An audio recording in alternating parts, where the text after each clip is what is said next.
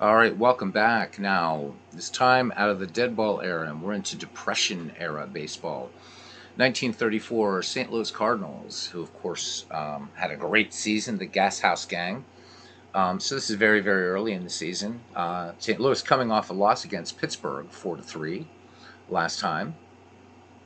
So we're going to be we'll be hosting the Chicago Cubs today. The Cardinals hosting the Cubs. But let's just have a quick look and see how things are shaping up. It's very, very early right now, of course. And this is a sometimes play. So right now, the Boston Red Sox, they are 4-0 in the American League. The St. Louis Browns are a half game back. The Browns at 3-0, sharing second place with the Yankees. So both half games back. These three teams on winning streaks. The Boston have reeled off Red Sox have reeled off four straight wins, and the Browns and Yankees three each. The Detroit Tigers a game back at 3-1, and then the Cleveland Indians at 1-3, the Senators at 1-4, and then the White Sox and Athletics still looking for their first wins. The White Sox at 0-3 start, and the Philadelphia A's at 0-4. In the National League, the New York Giants sit atop at first place, 3 wins, 1 loss. They're a half game up on the Braves, Pirates, and Reds. Those teams are each 2-1. The Cubs, Cardinals, Brooklyn Dodgers, and Philadelphia Phillies, bringing up the bottom of the pack. The Cubs, Cardinals, and Dodgers each at 1-2 and 1.5 out, and the Phillies in last place at 1-3. And let's go to the ballpark for the St. Louis Cardinals Gas House Gang versus the Chicago Cubs. So, leading off for the Chicago Cubs at third base, Woody English batting second at second base. Billy Herman batting third, and left fielder slugger Chuck Klein in the cleanup spot. In right field for the Cubbies, Babe Herman batting fifth. In center field, Tuck Stainback batting sixth. First baseman Charlie Grimm batting seventh. At short, Billy Jurgis batting eighth, catching Hall of Famer Gabby Hartner. There's a few Hall of Famers on this team. And batting ninth and pitching, Charlie Root, making his first appearance this year. Charlie Root, of course, in 1932, surrendered the infamous so-called or called shot, depending upon which side of the fence you're on, in the 1932 World Series against Babe Ruth. For the hometown St. Louis Cardinals, leading off in center field, Gene Moore batting second. At second base, the Fordham Flash, Frankie Frisch, batting in the third slot today, usually leading off, but batting third today at the hot corner, Pepper Martin. Batting cleanup in left field, Jack Rothrock. Batting fifth, right fielder Joe Ducky Medwick. Batting sixth at first base, Ripper Collins. Batting seventh and catching, Spud Davis. Batting eighth at shortstop, Leo the Lip DeRocher. Batting ninth, and pitching, Tex Carlson, also making his first start of the season. So hope you enjoy a little bit of Depression era baseball, and let's go. We'll be at Sportsman's Park today in St. Louis. Did a game earlier. There's been a lot of baseball and all kinds of stuff all over the place. So here we are, Sportsman's Park in St. Louis. All right, so Jack Rothrock in left, Gene Moore in center, Joe Medwick in right from first to third, Ripper Collins, Frankie Frisch, Leo DeRocher, Pepper Martin, Spud Davis catching for the Cardinals, and Tex Carlton pitching. Carlton as a pitcher, really, really good control, good movement. All right, Woody English leads it off, hitting just 100 on the young season, a home run, 3 runs batted in. Do our pan around of Sportsman's Park in St. Louis. This would be a shared home between the Browns and the Cardinals after Robinson Field. Here's the pitch by Tex Carlton. Swing and a miss. So 1 up, 1 down. Woody English goes down swinging. And here's Billy Herman. Billy Herman hitting just 111. Tex Carlton into his wind. Here's the pitch to Herman. Billy Herman. And a little flare to center, but this is going to hang up just enough for Gene Moore to make the out. So 2 up, 2 down for Chicago here. And feared slugger Chuck Klein, who never gets enough mention in this YouTube gaming sports community. Klein hitting 250 with 2 runs batted in, including a home run. Tex Carlton ready to deal. Here's the 1-0 to Chuck Klein. Klein rips on this one, hard ground ball, second base, and up with it is Frankie Frisch to fire onto Collins, and that ends the Cubs first. And we go to the bottom of the first, Chicago Cubs nothing, the St. Louis Cardinals coming to bat. So in left field, it'll be Chuck Klein. In center, Tuck Sabak. In right, Babe Herman from first to third around the horn. Charlie Grimm, Billy Herman, Billy Jurgis, Woody English, Gabby Hartnett catching, and Charlie Root pitching. Hey, there's Bernard. How you doing, Bernard? Yeah, again, I'm sorry, Bernard. I don't know why I was thinking you were going to start your doubleheader at 1:30 because I definitely would have waited, but I'll be catching your games on the flip side probably tonight after I come home from doing music. All right. So Gene Moore leads it off. Gene Moore playing center today for the 1934 Gas House Gang. He is 1 for 4. Charlie Root said about that home run that Babe Ruth supposedly called off of him in the 1932 World Series that if Ruth had done that, he would have put one in his ear. And Charlie Root was a mean dude and probably would have done it. Yeah, I'll be definitely checking those out, both the 1912 and 1950. So to remind the community, Bernard doing the 1912 Red Sox replay in action, PC baseball, and the 1950 Red Sox replay in PC replay baseball. I'm not going to spoil the games, of course. Just got the recap, but I do want to watch them. But I will just say it was a good day for Red Sox fans at Bernard Storm Sports Replay, who he is definitely a Red Sox fanatic. All right, Gene Moore ready to face Charlie Root. Charlie Root, here's the wind and the 1-1 pitch. Moore swings, and this one just a soft grounder to short. And up with it is Charlie Grimm, or up with it is Billy Jurgis firing onto Charlie Grimm for out number 1. And here is a great, great baseball player. The Fordham Flash, Frankie Frisch, off to a torrid start. He is 7 for 12 overall, hitting .583. Frankie bats from the left, had a great career not only with the St. Louis Cardinals, but also the New York Giants. Charlie Root deals. And Frisch lines this into left field, and what a catch in left field by Chuck Klein, making the diving grab for the second out. Let's have a look at that one again, the great Chuck Klein. So this one definitely would have been extra bases, but Klein ranging in fast and makes the dive onto the grass. Great play in left field.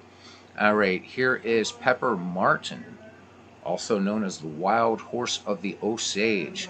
Martin off to a very, very slow start. He's 0 for 12 overall. Does have a run batted in.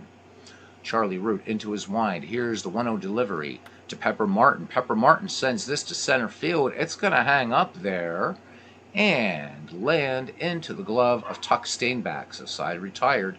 The Cardinals go in order. We go to the top of the second. Cubs and St. Louis. Zeros all over. Babe Herman will lead it off. Babe Herman, a dangerous hitter, but off to a slow start. Just one run batted in. He's 1 for 10 in this season. Tex Carlton already with a strikeout. Here's the 1-2 delivery to Babe Herman. Herman cuts on this one. Fly ball center field. And this one will come down into the glove of Gene Moore. So 1 up, 1 down now for the center fielder, Tuck Steinbach, 2 for 8, hitting .250. Tex Carlton, 2-2 pitch to Steinbach. Steinbach, a rip and a miss, strike 3. Ball going around the horn here, and made sure to pick the older uniforms for these teams, as is proper. Here's Charlie Grimm, Chicago first baseman, hitting just .182, .211 for him. Carlton brings it. Here's the 3-2 to Charlie Grimm. Grimm swings on this one. High fly ball center field. Ranging to his right end. Making the catch is Moore. So no runs, hits, or errors. Nobody left. Bottom of the second between this great rivalry, the Cardinals and the Cubs. And we have zeros all over. All right. Jack Rothrock, Ducky Medwick, and Ripper Collins, the number 4, 5, 6 hitters, due up for the Gas House Gang. Rothrock, 3 for 12 with 4 runs batted in. He's hitting .250. The lefty stands in. Charlie Root winds, and the 2-1 pitch to Rothrock. Rothrock swings and dumps this one. Liner into left field for a base hit. So that's the first hit of this ball game. Jack Rothrock aboard. Rothrock, pretty good speed. Good speed on this 1934 Cardinal squad. Here is Ducky Medwick, an RBI. He is 4 for 13, hitting 308. I know that 1930s baseball probably is a little bit even more niche than playing dead ball baseball, but see so little 1930s baseball in our YouTube community. I wanted to bring some to you, and one of my favorite teams of all time are these Gas House Gatton Cardinals. I don't have them written down, Bernard.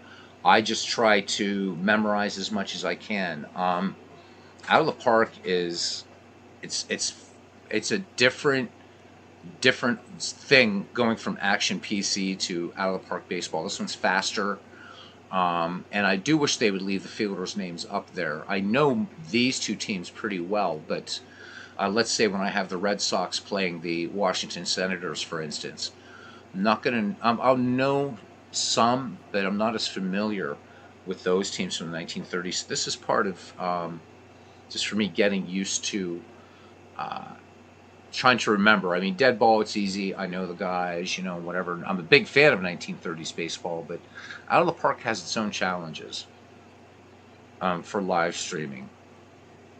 But I still love it. All right, Jack Rothrock into his lead off first as Charlie Root is ready to deal to the dangerous Ducky Medwick from the set. Here's the pitch. Medwick showing bunt, and this one back to the pitcher, and Root grabs it and fires over to Billy Jurgis at second. So great play by Charlie Root to get the lead runner. So Joe Medwick aboard for the fielder's choice. One down. Yeah, the visuals for a text baseball game, absolutely excellent in this ballpark, made by Michael Silva. So this is part of that awesome mod, the stadium mod. This every ballpark and logo from 1901 to the present. So I'm trying to do this sort of dead ball 19th century thing in this, and I've got to create the ballparks for the 19th century. So it's going to be a while before that happens, but I felt like doing a bit of out of the park baseball. All right, here is first baseman Ripper Collins, National League home run champ that year. Collins, no home runs yet, but off to a great start. He's 8 for 13 with a run batted in. Medwick, decent speed, leads off first, one down, no score here in St. Louis. Charlie Root checks the runner, the 1-1 pitch, and this one line to right field. This is going to bounce off the wall for extra bases. And Medwick is going to go to third, and Ripper Collins with a stand-up double. So the Cardinals now with 2 in scoring position, and here comes Spud Davis. So Spud Davis hitting 350, a home run, 2 runs batted in this season for him. Medwick at third, Collins at second. Root out of the stretch. Here's the pitch. And this one, high fly ball to center field. This should be deep enough to score the game's first run. And camping under it is Tuck Stainback. And Medwick will tag at third and come in to score the first Cardinals run.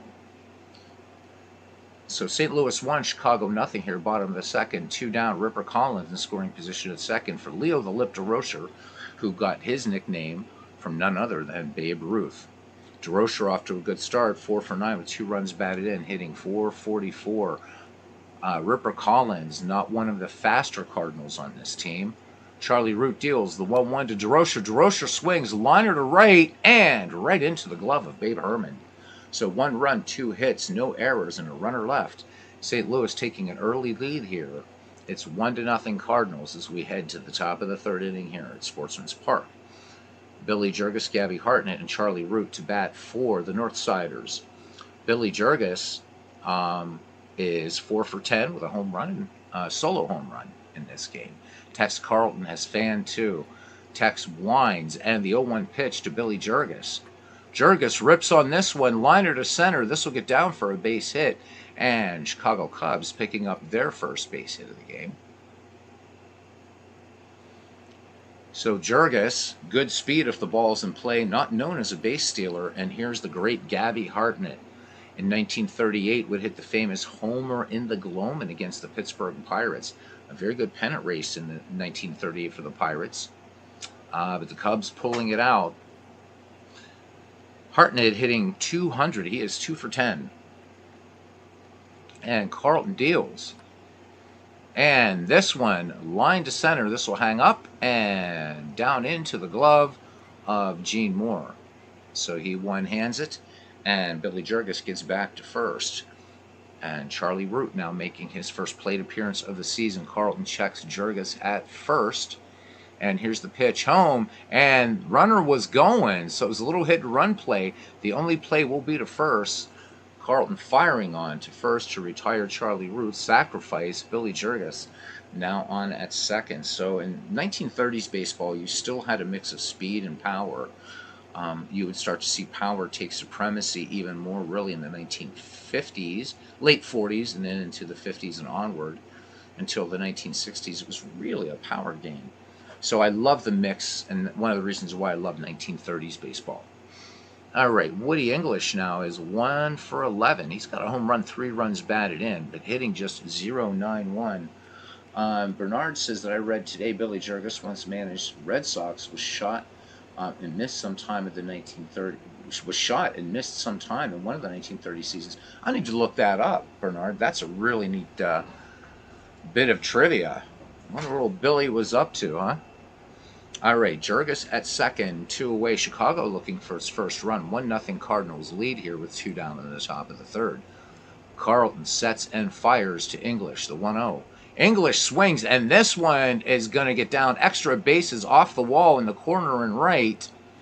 And Chicago will definitely have tied it up as Billy Jurgis comes in to score on the Woody English RBI double. So we're knotted at 1 here now, and Billy Herman. Herman today is 0 for 1. Woody English, good speed at second for the Cubs. Carlton deals the 0-2 pitch. Billy Herman swings, grounded to second. A little slow grounder, but Frankie Frisch has it. He'll fire on to Ripper Collins for the 4-3 putout. However, the Cubs pick up a run on 2 hits, no errors. They strand 1 in scoring position, but the Cubs tie it up. It's 1-1 as we go to the bottom of the third.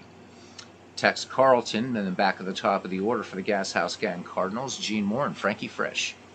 Carlton making his first plate appearance of the year. Charlie Root into his windup. Here is the 1-0. Carlton swings, and this one, fly ball, center field. This will get down for a base hit. Always good when your pitcher helps to cause. So Tex Carlton aboard, and we're back at the top of the order. Gene Moore, 0 for 1 in this contest. Hartnett sets the target. Charlie Root brings it home to Gene Moore. Gene Moore gets a bunt down the third base line. It's a good one. So Gene Moore retired in the 5-3 sacrifice. Tex Carlton now in scoring position at second. So the Orioles, or the Cardinals, don't know what made me think of the Orioles. There are no Orioles yet. This Gas House Gang could scratch out runs and really captured America's imagination in what would probably be the worst year of the Depression, 1934. Frankie Frisch, 0 for 1 in the contest now. The Fordham Flash, bat and lefty here. Charlie Root deals. Here's the 0-1 to Frisch. Frisch swings. This one grounded to third, and they're going to look the runner back, and up with it is Woody English, and he'll fire on to first to Charlie Grimm. So there's another little trick, Bernard, that I find works really well with Out of the Park, in case you do forget, fielders. So set your 3D to, I think it's slightly slow, because that gives a better sense of scale and it looks right rather than playing at normal speed. But put the play-by-play speed at very fast, and then at the end of the play, if you're not catching that, at least you'll see the fielder up there, and you can get your call in that way. So that's a little trick here for if you're playing Out of the Park, and especially if you're playing a season you might not be familiar with. All right, 2-way Tex Carlton remains at second. Charlie Root with the 1-1 pitch now to Pepper Martin. Martin swings, and this a little flare to right. This will get out for a base hit. Carlton rounds third, and the throw to the plate is not even going to be close. And Pepper Martin with an RBI single, and the Cardinals now retake the lead. It's 2-1 in the bottom of the third. Dwayne Martz coming in to 1934 Sportsman's Park in St. Louis. Oh, so it happened in 1932. Billy Jervis in 1932 was shot by an ex-girlfriend in a Chicago hotel. Boy, and I thought women were brutal today. Yikes. All right. Pepper Martin with ridiculous speed and scoring position for the St. Louis Cardinals as Jack Rothrock steps in. The Cardinals left fielder 1-for-1 in the contest. Charlie Root checks the speedy Martin at third. Here's the 2-2 pitch. Rothrock sends this high fly ball to center field. Tuck Steinbach will wait for it to come down. This one will bring rain, but makes the catch. Side retired, 1 run on 2 hits, no errors, a runner left in scoring position, and the St. Louis Cardinals reclaim the lead. It is now 2-1 as we head to the top of the 4th inning. And the Cubs will send up slugger Chuck Klein, followed by Babe Herman and Tuck Steinbach. Bernard says, funny you should give me that tip. I was practicing with Out of the Park yesterday, and that's exactly the setting I said after a few plays. It works really nicely. Really, really like it. I tried instant play-by-play, but you have to end up scrolling back. So this game's harder to broadcast than Action PC because you've got to be looking at the field, at the scoreboard. It's pretty crazy. But it's still fun. It's really, really fun to do. Love it. All right. One thing I wish this game would add, that you will get it a lot of times in the play-by-play up here, is, of course, in Action PC. If I were, like for Chuck Klein, if I would just hover over that, it would tell me what Klein did his last at bat. All I know is he was 0-for-1, and I don't keep score when I'm doing these games, so I have to look to see what the play-by-play says, if it does. All right, Tex Carlton deals to Chuck Klein, the 0-1. Klein sends this one on a line to center field, but making a nice play. Over there in center is Gene Moore. All right, so 1 away. It's going to be key for the Cardinals to keep the bats of Chuck Klein and Babe Herman quiet. And so we've got to make sure we don't get confused with Billy Herman and Babe Herman. Herman, of course, probably best known as a Brooklyn Dodger. Herman, 0-for-1 in this game. Bases empty, 1 out. Tex Carlton deals. Babe Herman swings, and this one a sinking liner to right, and this will get down for a base hit. Those Chicago Cubs picking up their 3rd hit of the contest. Babe Herman aboard. Dwayne Martz says, wonder if that was what they based the shooting on the natural. And actually, yeah, it's been a busy day. Actually, Dwayne, the natural is based on the real-life shooting incident, he wasn't killed, of Eddie Waitkus, who played for the Philadelphia Phillies. So Bernard Malamud actually based that part of the story on Eddie Waitkus. And I believe that shooting happened in 1950 or 1951. Of course, here's trivia for you guys. And I've asked this on the channel before. I'll let you guys answer this. Hey, John Haber. Yeah, there is a center fielder, John.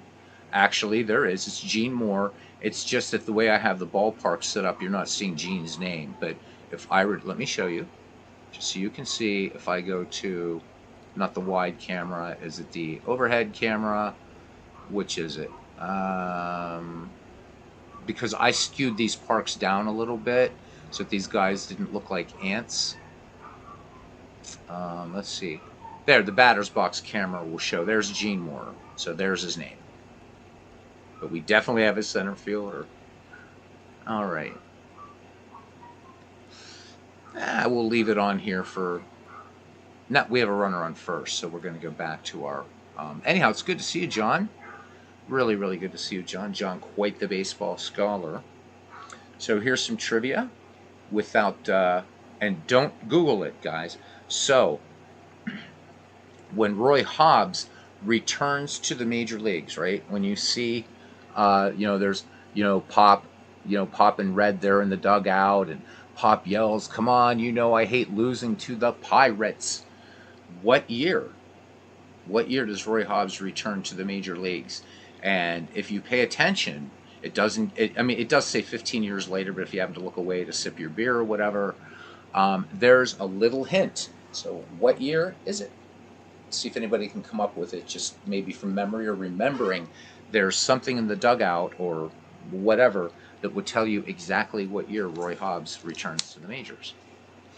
All right, that being said, Babe Herman on first, and here's center fielder Tuck Stainback. Stainback is nothing for one. Cubs trying to keep pace here with these Cardinals. Thus far, a 2-1 game. Tex Carlton checks Babe Herman at first, and there are many stories about Babe Herman's base running exploits, especially with the Brooklyn Dodgers.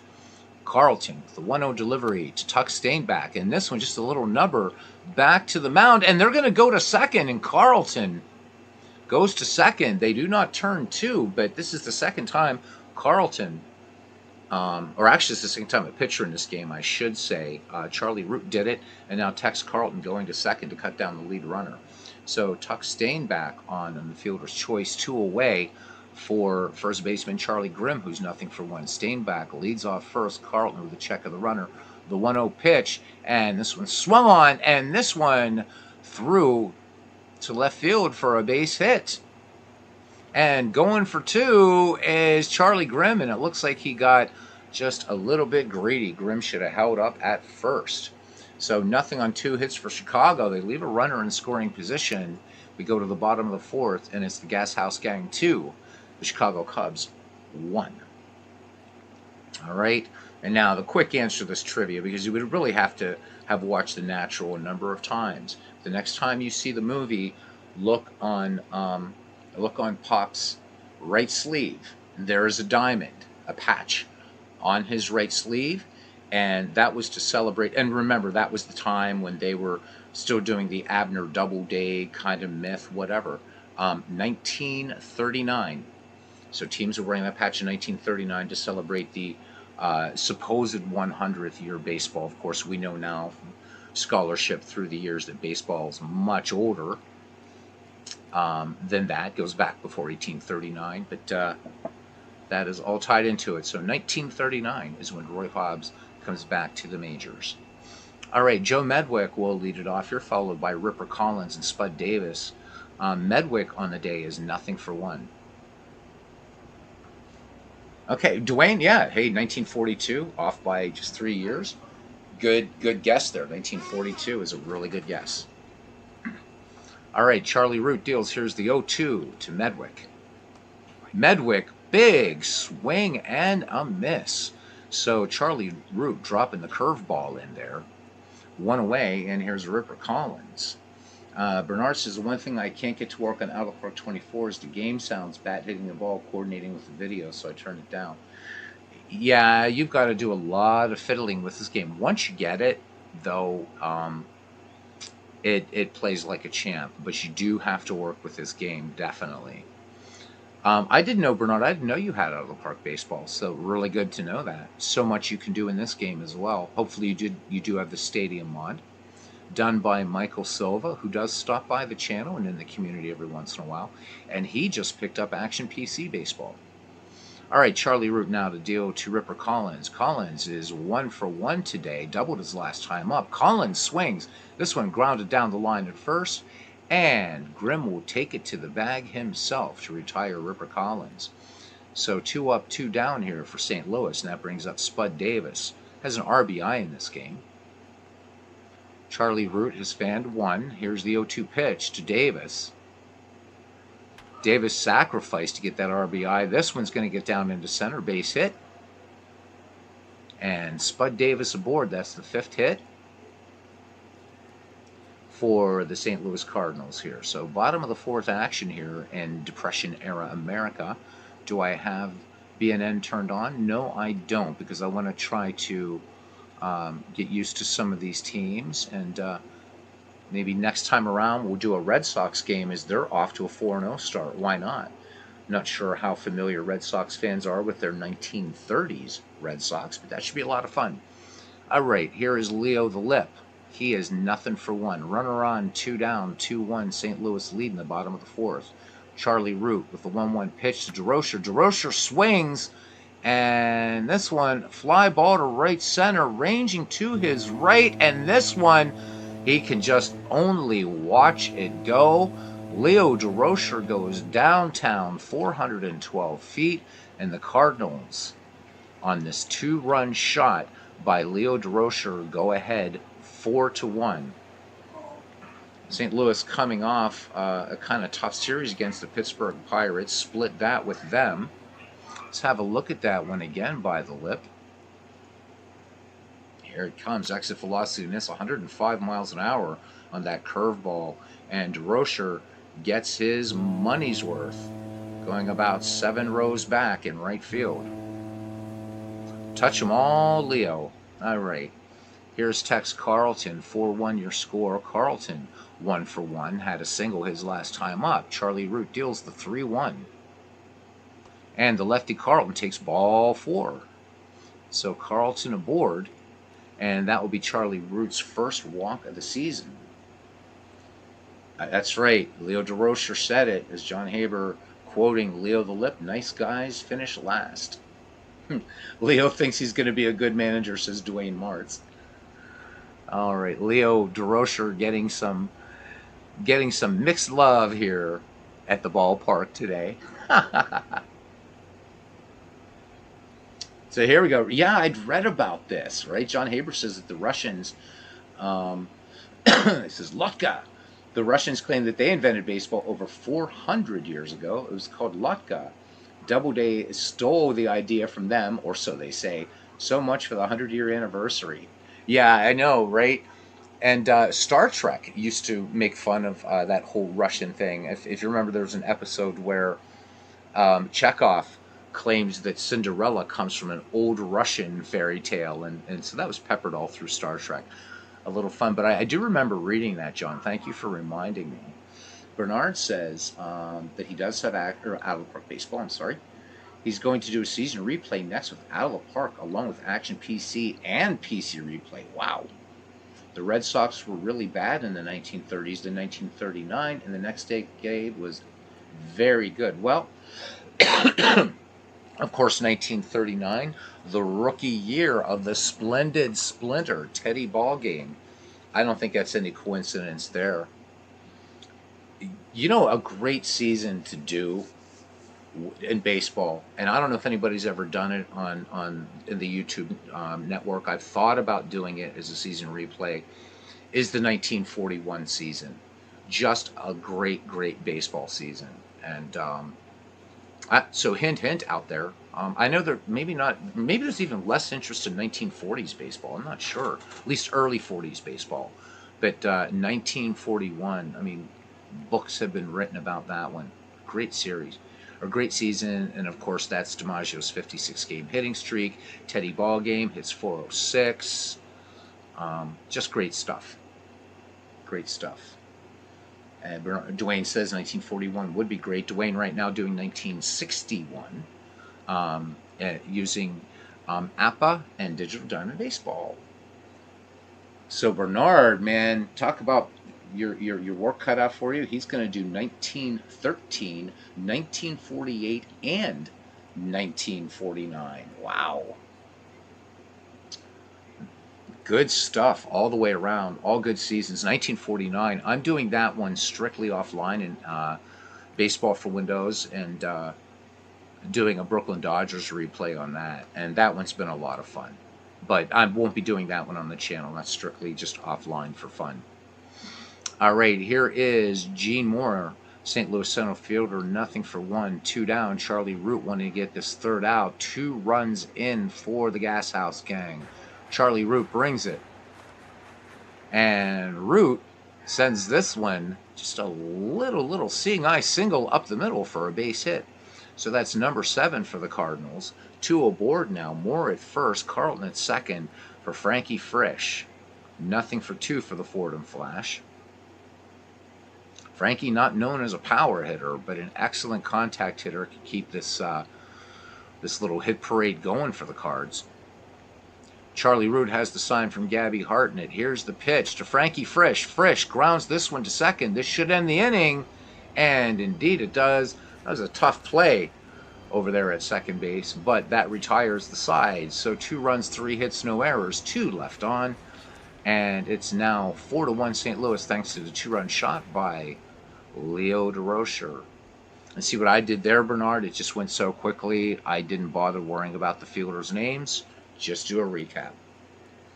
All right, here is Billy Jurgis now. He is 1-for-1 leading off here for the Chicago Cubs. The 7-8-9 hitters, Jurgis, Hartnett, and Charlie Root. The line on Tex Carlton thus far, through 4 innings of work, 2 strikeouts. And the line for the Cubs, 1-4-0. For the Cardinals, 4-7-0 thus far.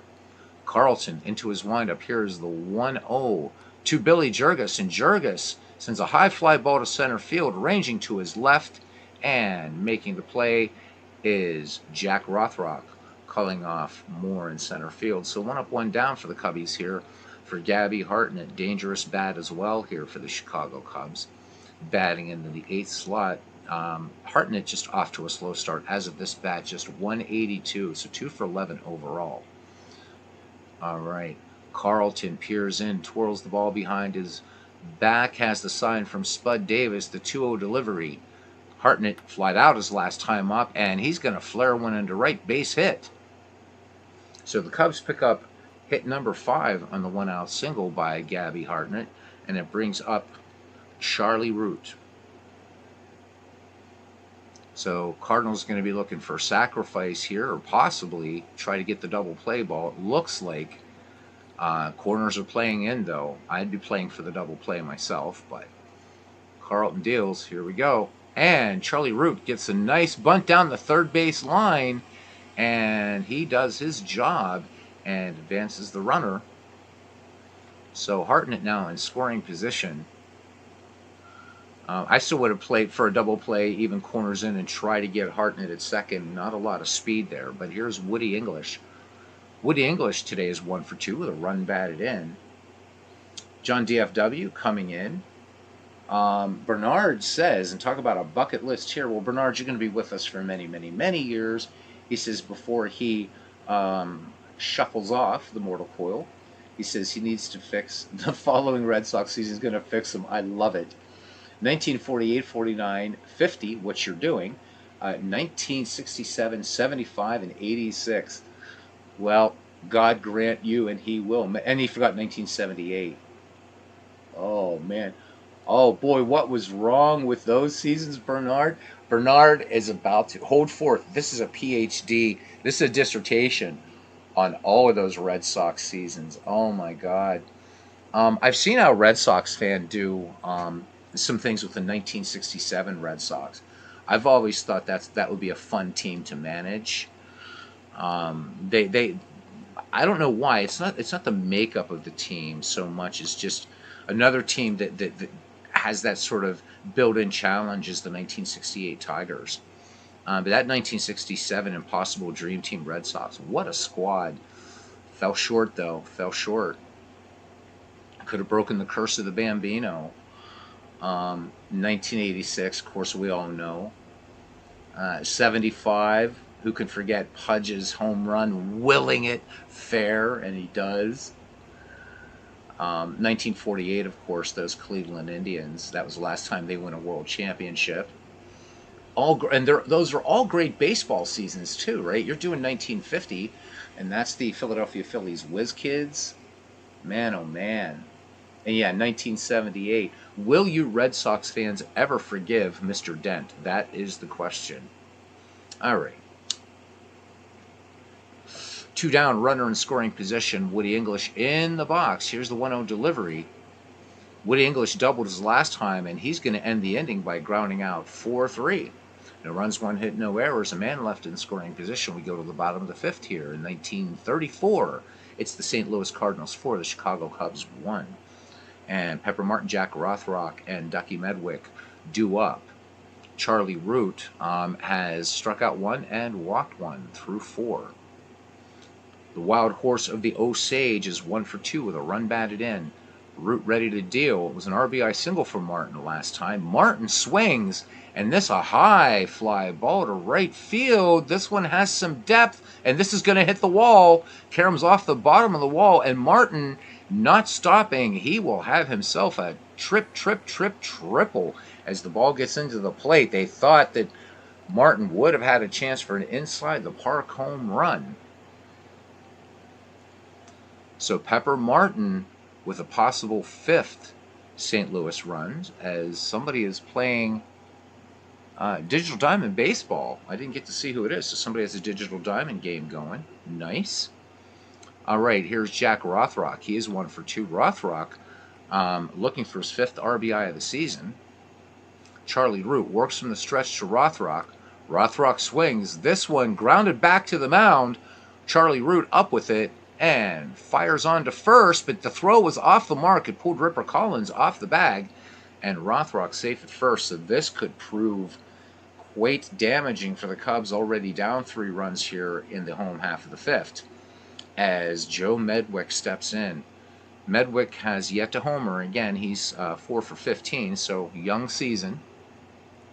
But Medwick could possibly put this game out of reach. Pepper Martin at third, Jack Rothrock at first. Speed on the base paths, ducks on the pond. Charlie Root works out of the stretch, and the 1-2. Medwick swings. This one grounded to second, a possible 2-ball. They are not going to turn it. Martin comes in to score as the double play is broken up. So Jurgis not making the relay. Pepper Martin comes in. Medwick gets credited with the RBI, and it is 5-1. Cardinals is Ripper Collins in there now. And Medwick, known for his power, but can steal the occasional base. Ripper, 1 for 2. Ripper looking for his first home run. Again, he would lead the National League in home runs in 1934. Charlie Root brings it home. Collins swings, and this one, just a lazy fly ball to left field that's going to hang up there until it lands softly into the glove of the great Chuck Klein. So 2 down, Medwick gets back to first, and Spud Davis now to bat. The catcher is 1 for 1 with a run batted in. Root checks Medwick at first. Here's the pitch. And this one just missing outside. So Medwick at second, Davis at first, 2 down, 2 on. Leo the Lip, big 2-run bomb his last time up. And Charlie Root's day is done. That was fast. So Charlie Wiedemeyer will step in, and let's have a look at Charlie. And one of the things that I love about Out of the Park Baseball is the fact that I can just look at historical stats, real stats for these players. So let's look at him. And really didn't do a lot for Chicago, so I guess he's going to soak up some innings. All right. And we can look at his BNN player page. And let's get back to game action. So scouting on him says he has pretty good movement, average control, not a lot of stuff. Wiedemeyer is a fastball pitcher, so let's see what he does here.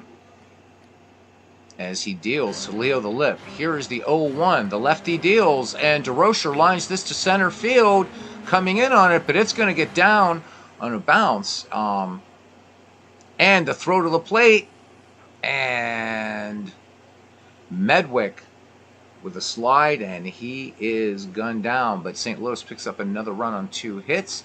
They leave 2. We go to the 6th, and it's the St. Louis Cardinals 5, and the Chicago Cubs 1. So Bernard says, "Oh, Baseball Mogul, yeah, a game I rarely play, but I have it." He says he's doing 1967 offline in Baseball Mogul 2023. He was down to 4 games back until your current 5-game losing streak. Now 9.5 back. Ouch. Also playing the 1986 and Diamond Mine. Holy moly. Bernard, you and I are digital baseball maniacs. Didn't know you were a Diamond Mine guy. And just gave up at 15 games back. No, this is a sometime project that I'm doing online. I've decided to do an actual season replay because I love the 1934 St. Louis Cardinals. And yeah, welcome in, World's Worst Gamer. Saw you in Al's chat, but really didn't have time to say hi as I came on. Al was leaving. It's been a busy day here in YouTube land.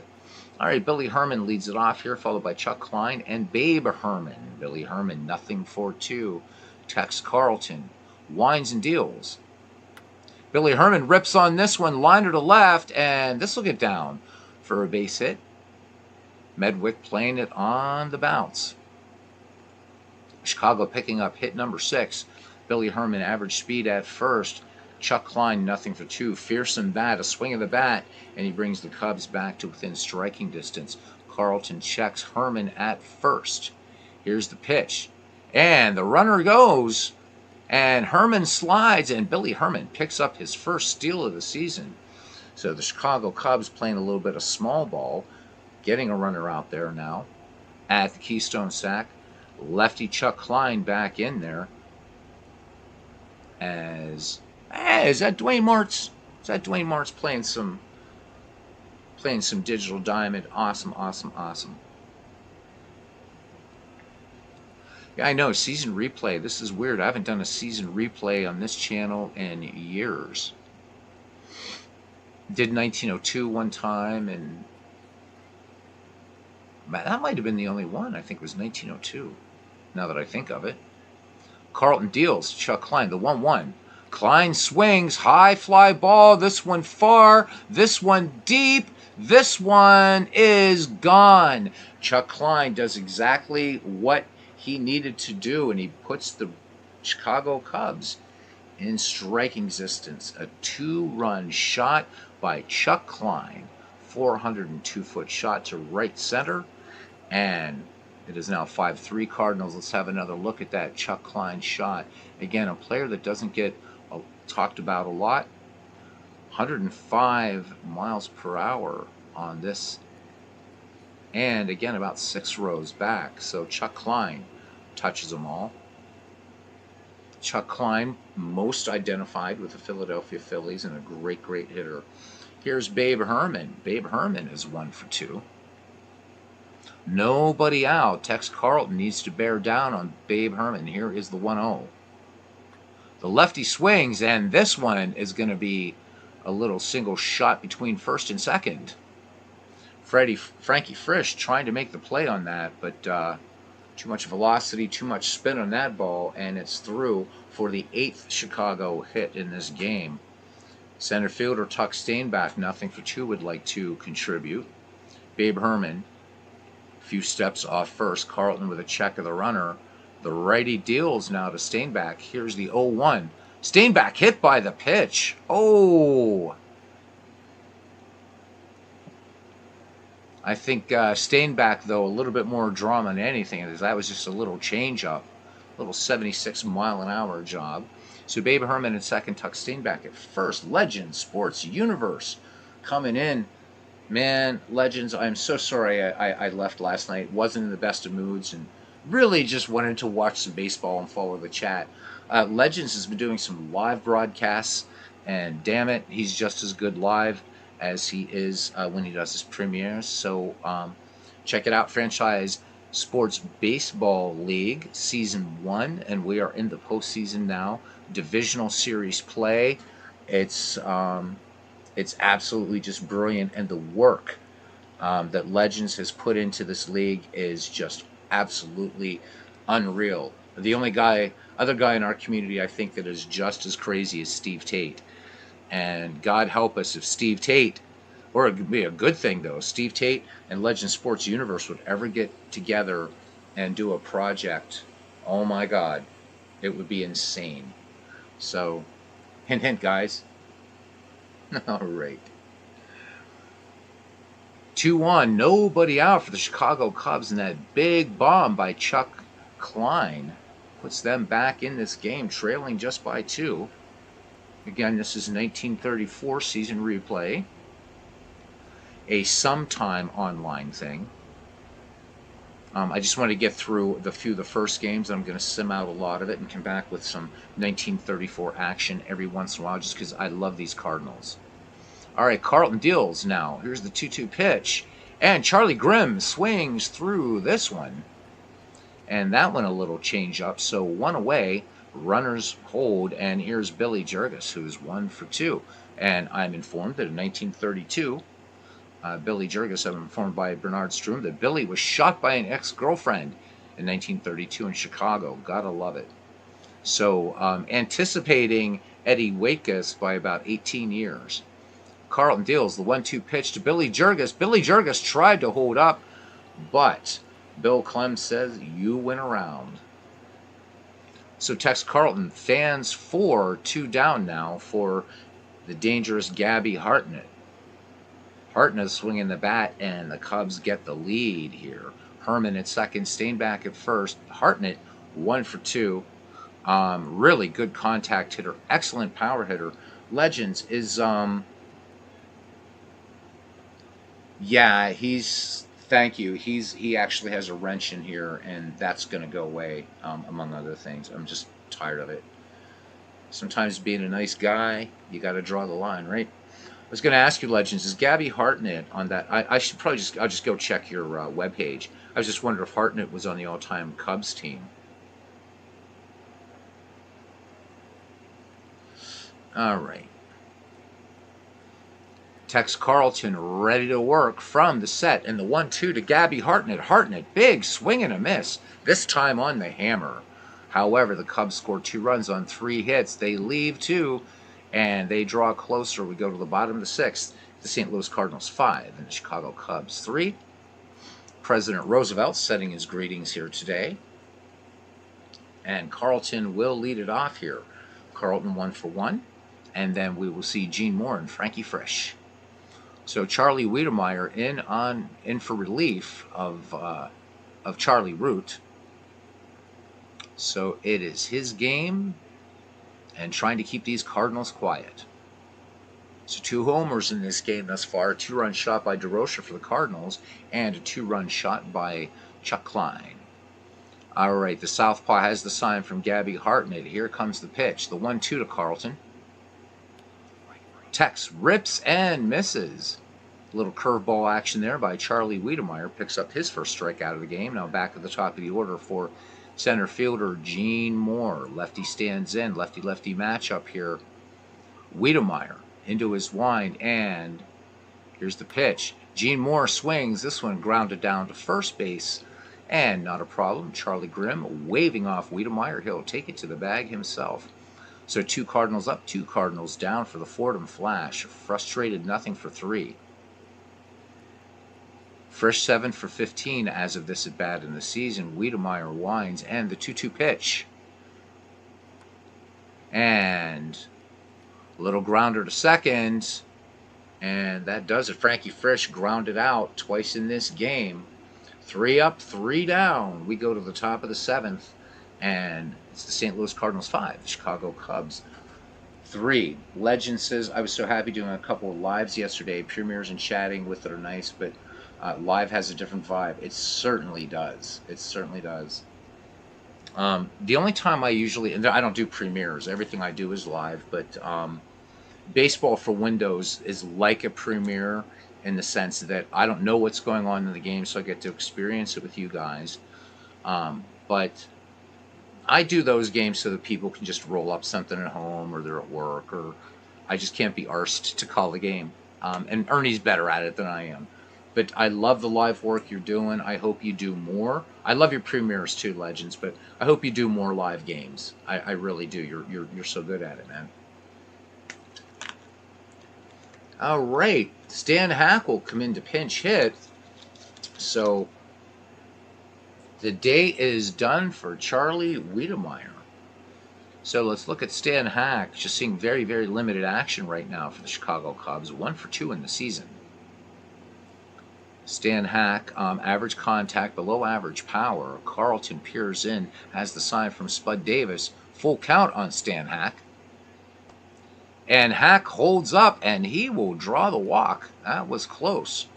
Changeup not working for Tex Carlton. His first free pass of the season, and Stan Hack has speed. Coming to the plate now is the tying run, the potential tying run, Woody English. Woody English has an RBI in this game. He's 1 for 3 overall. Hack has a good lead off first. Carlton with a check of the runner. Here's the 1-0 delivery, and the runner goes, and Hack will make it to second base as Woody English gets the sacrifice done. And that was Carlton to Collins on the 1-3. And they're pulling out the stops here. Here's a player that Reds fans should know, among others, Dolph Camilli. Camilli, in pinch hitting duties, he is 1 for 2. A home run, 3 runs batted in. More lives in fall when there's less summer bustle at the house. Sounds good. Sounds good.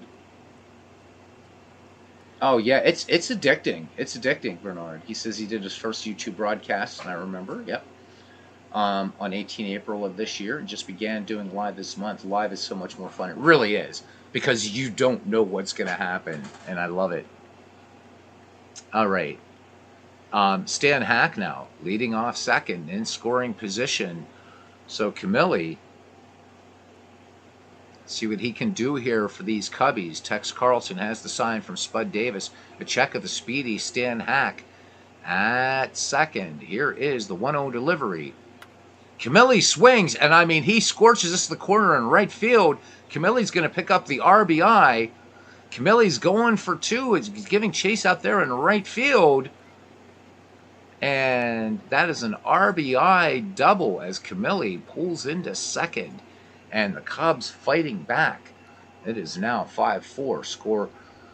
So the Cubs with their scoring 1 in the 3rd, 2 in the 6th, 1 in the 7th thus far. Still 1 out. Camilli in scoring position at second base. And here is Chuck Klein. 2-run homer the last time up for Klein. Can he do it again? The Cubs breathing down the necks of the Redbirds here. Tex Carlton brings it home. Here's the 0-2 delivery to Klein. Klein, big swing and a miss. So a little sinker in there by Tex Carlton dispatches Mr. Klein for his 6th strikeout of the game for Carlton. And it brings up Babe Herman, who has power. 2 down, a runner on 1 in for the Cubs. Carlton brings it, the 2-2 pitch. Babe Herman, a big swing and a miss. Curveball gets him, but the Cubs pick up a run. They leave one, and we go to the bottom of the 7th inning. 7th inning stretch time, actually. And it's the St. Louis Cardinals 5, the Chicago Cubs 4. And let's look at the line for these teams thus far. For the Cubs, 4 runs, 9 hits, 1 error. For the Cardinals, 5 runs, 9 hits, and no miscues. Chuck Klein says Legend Sports Universe will be joining the Phillies in the Franchise Stars Baseball League next season. Glad to hear it. Pardon the cough, guys. Didn't have time to mute the mic.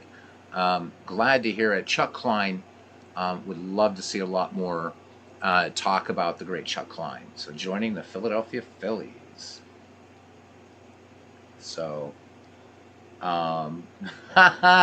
Bernard says, Legends, you have managed to capture the Red Sox tradition of losing games they should have won. Oh my, that was, I had to leave, but yeah, damn. Yeah, he has done that, hasn't he? But, whew. All right, here's Pepper Martin, and we have Bud Tinning now on to pitch for the Chicago Cubs. Let's look at Mr. Tinning, and let's see what he did as a pitcher in 1933 for the Cubs. He was 13 wins, 6 losses, 1 save. And again, this is one of the things I said I love about out of the park baseball, is being able to look at a player's stats and his career up to the year that you're playing. And of course, he didn't have a very long career, did he? He was done in 1935. Anyhow, in 1933, he went 13-6 last season with a save, a 3.18 earned run average, 175 and 1/3 innings pitched, walked 80, struck out 59. He would go 4-6 for the Cubs in 1934, the season we're playing now, and then retire in 1935. Let's go back to the game now. And Pepper Martin having a good day for the Cardinals. He's 2 for 3 with a run batted in. The line on Tinning, it looks like, decent movement versus righties. Average control. Doesn't really mix it up a lot, though. So he'll get his outs any way he can. Tinning ready to deal now to Pepper Martin. Had that big triple back in the 5th. Martin swings, and this one, fly ball to medium deep center field. Chuck Klein has it in his sights and brings it down to retire Martin for out number 1 here in the home half of the 7th. Left fielder Jack Rothrock, 1 for 3. Tinning winds and deals the 2-2 pitch to Rothrock. The lefty cuts on this one, and this one just a high, lazy fly ball to center field, and Tuck Steinbach, ranging just a few steps to his right, will make the grab for out number 2. Chicago looking for a 1-2-3 inning as Ducky Medwick steps in 0 for 3 with a run batted in. Tinning has the sign from Hartnett. Here's the 0-1 pitch. Medwick cuts on this one. Just a routine grounder to first base that Charlie Grimm will take to the bag himself. So the Cubs face the minimum, and we go to the 8th. It's a good one here in St. Louis. The Cardinals 5 and the Cubs 4. Michael Silva, using one of your ballparks, invoked your name earlier. This has just finished up work since 4 a.m. Glad to be able to catch the end. Absolutely. Michael, this Sportsman's Park is one of my favorite classic ballparks. And you just did an absolutely superb job, man. Kudos. Again, guys, Michael Silva is the guy who, if you play out-of-the-park baseball and you play anything before the 2020s or what have you, or whatever the newest ballpark is in baseball, you play with older ballparks. This is thanks to the absolutely ridiculously hard work done by Michael Silva. Every ballpark from 1901 to the present. And once again, got to welcome Michael into the Action PC fold. Be curious to get his thoughts on Action PC baseball. Him, of course, being a long-time out-of-the-park player. All right, so let's look at the pitching line here for Tex Carlton. Just pitching a strong ball game here and a lot of gas in the tank. 94 pitches for Tex Carlton thus far. He has struck out 7, walked 1, but has touched up. Was touched up for 4 runs thus far. But Carlton hanging tough, hanging tough. So, Michael, I know you're going to be probably hitting the rack soon, but hopefully we'll get a chance to see you around the ballparks here in this YouTube sports gaming community.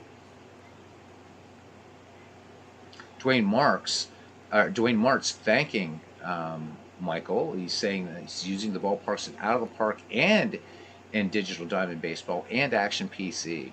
Yeah, and Bernard also sending his thanks to Michael Silva. Just great stuff, yeah. So you guys want to follow him on the Out of the Park forums. He is Silva M. And has, like, just the funniest avatar. Love it. All right. Tuck Steinbach, 0 for 2. Tex Carlton into the wind. And here's the delivery to Steinbach. Steinbach swinging on the first pitch. Fly ball right field, and running a long way to his right and in is Ducky Medwick. Pulling it down for out number 1. And I miscalled earlier. I'm used to Medwick being a left fielder, but he's in right today. Rothrock over there in left. Charlie Grimm now, 1 for 3. Carlton looks like he's getting into a groove. He winds in the 2-1 pitch now to Charlie Grimm, who struck out his last time. Grimm sends this one out to right center field, and ranging to his left and bringing it down is center fielder Gene Moore as he calls off Ducky Medwick. So 2 up, 2 down here for Chicago in the top of the 8th. And Billy Jurgis, 1 for 3. Looking around, seeing if there's any ex-girlfriends here in St. Louis. Seems like he's safe. Tex Carlton deals. I appreciate that. The 1-2 pitch. Love it. And Jurgis sends this one up the middle. So that will be base knock number 10 for the Chicago Cubs. And they are not going quietly into that good night. Tough ball game here. Jurgis aboard. The ball's in play. Jurgis can get around the bases. And here's Gabby Hartnett. Some fans making the trip down to the Show Me State from Illinois, the land of Lincoln. 1 for 3 for Hartnett in the contest. Carlton checks Jurgis at first. The 0-2 delivery to Gabby Hartnett. Struck out his last time. Hartnett will ground to third, and Martin will fire on to second to retire the runner, and that is it. No runs, 1 hit, no errors, a man left. We go to the bottom of the 8th inning, and it's the Cardinals 5, the Cubs 4 here in 1934. Hope to see you at the speakeasy afterwards as Ripper Collins steps in. No, actually, this time, let me see. Prohibition. We'll check it later. Anyhow, for a little bit of flavor, a little bit of color. Hell of a decade to have lived in regardless, right? All right, Ripper Collins, 1 for 3, followed by Spud Davis and Leo the Lip DeRocher.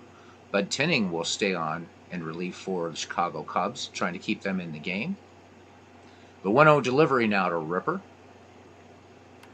And I know that Ripper rips this one into right field. This will go down for a base hit. I know that Collins, having a pretty good season in Legends Franchise Sports Baseball League, and so cool to see Ripper Collins. Ripper Collins, born about 3 hours from where I live, or where I'm staying, I should say, in the Commonwealth of Pennsylvania. All right, so Ripper is on. He represents the tying run, the go-ahead run. Or I'm sorry, he represents the possible 6th run. I'm thinking it's the Cubs. And here comes Spud Davis. Spud Davis, 1 for 1 with a run batted in. Collins, a conservative lead off first. Tinning checks the runner, and the 1-2 pitch to Davis. Davis cuts on this one, and this is going to be a diving stop at short by Billy Jurgis. That one looked like it was going to get by him into left field. Let's look at that. Flashing the leather for the Chicago Cubs is Billy Jurgis. Look at that. Nice play. Collins, not a lot of speed to score from first in a ball like that unless that one gets way up in the alley, but Jurgis certainly saving a stickier situation. And actually, with that play, a possible double play with Collins, not a lot of speed at first. DeRocher now, he is 2 for 3, 2 runs batted in, courtesy of that solo shot. DeRocher back in the 4th. Tinning checks Collins at first. The 0-1 to the lip. DeRocher swings, and this one, a base hit by third into left field. Making the wide turn at second will be Ripper Collins. So Billy Jurgis trying to flash the leather twice, but there was no way he was going to get to that ball. So 2 on for St. Louis, 1 out for Tex Carlton. Will St. Louis allow Carlton to pitch with 2 on and just a 1-run lead? They will. Here's the delivery to Carlton. The lefty gets a good bunt down back to the pitcher's mound. The only play will be to first. Tinning fields and fires to English, covering at first. So Sacrifice 2 in scoring position now as we get back to the top of the order for the Gas House Gang. And Gene Moore, 1 for 3. Ripper Collins is at third. DeRocher at second.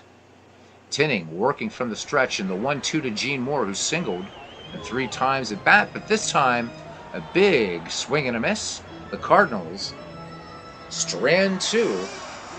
We go to the 9th, and Chicago Cubs trailing these Cardinals 5-4. Bernard says that his dad was a teenager in the 1930s. Difficult decade to live in. Dwayne Marks, question for Beatles and for me and for Michael Silva. Thinking of playing every World Series in out of the park baseball. What do you guys think would be the best way to set that up? Ooh, good one.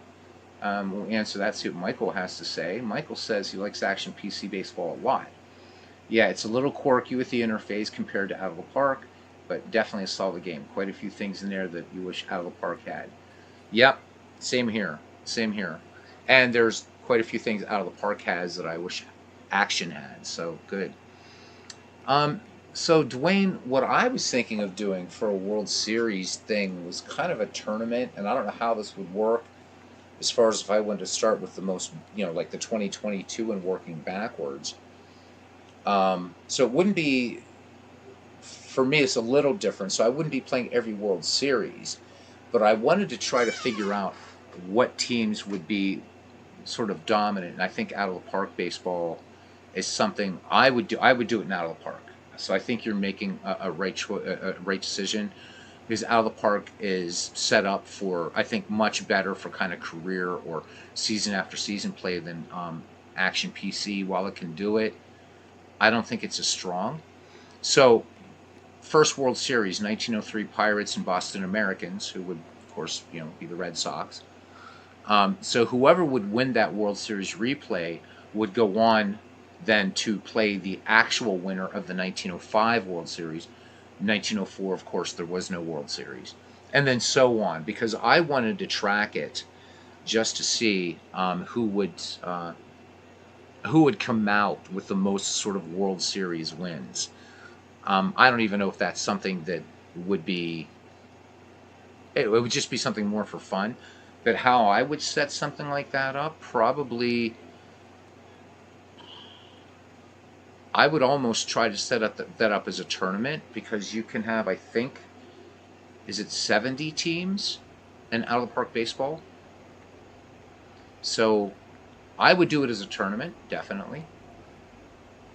But hand seeding everything if you wanted to do the 1903 series. And then if you wanted to do a 1904 What If series, you certainly could do that as well. And same for 1994. I think it's a great idea. It's going to be a huge undertaking, but what a great idea you have there, my friend. All right, it's going to be Stan Hack who stays in the game. He's playing third base, and then back at the top of the order, and Woody English, and then we'll probably see a pinch hitter for Tinning. Stan Hack bats lefty. Tex Carlton looking for this complete game win. The 0-2 pitch now to Stan Hack.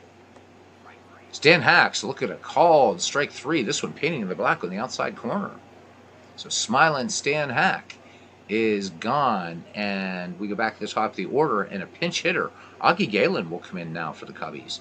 0-2 on the season. Tex Carlton has fanned his 8th. The 3-1 pitch now to Augie. And Augie swings, and this one a flare to right, running hard, and making the diving catch in right field is Ducky Medwick. What a play. What a play by Medwick. Probably the biggest fielding play in this one. Let's watch Medwick. I mean, he is covering ground like nobody's business and dives in foul territory. What a catch by Medwick. All right, it's down to another Hall of Famer. And this guy, when you're making all-time great teams, he's kind of like Frankie Frisch. Kyler should definitely be a Cub, but an excellent career with the Pittsburgh Pirates, also with the Chicago Cubs, and always a toss-up. And in fact, in an all-time greats league that I'm doing, Kyler was originally put on the Pirates. And when you look at Kyler in Baseball Reference, you really got to make him a Chicago Cub. But anyhow, superb contact hitter, crazy speed, not average power. Kyler could get something done here, but it is up to him. Chuck Klein waits on deck, so they're hoping Kyler can get on.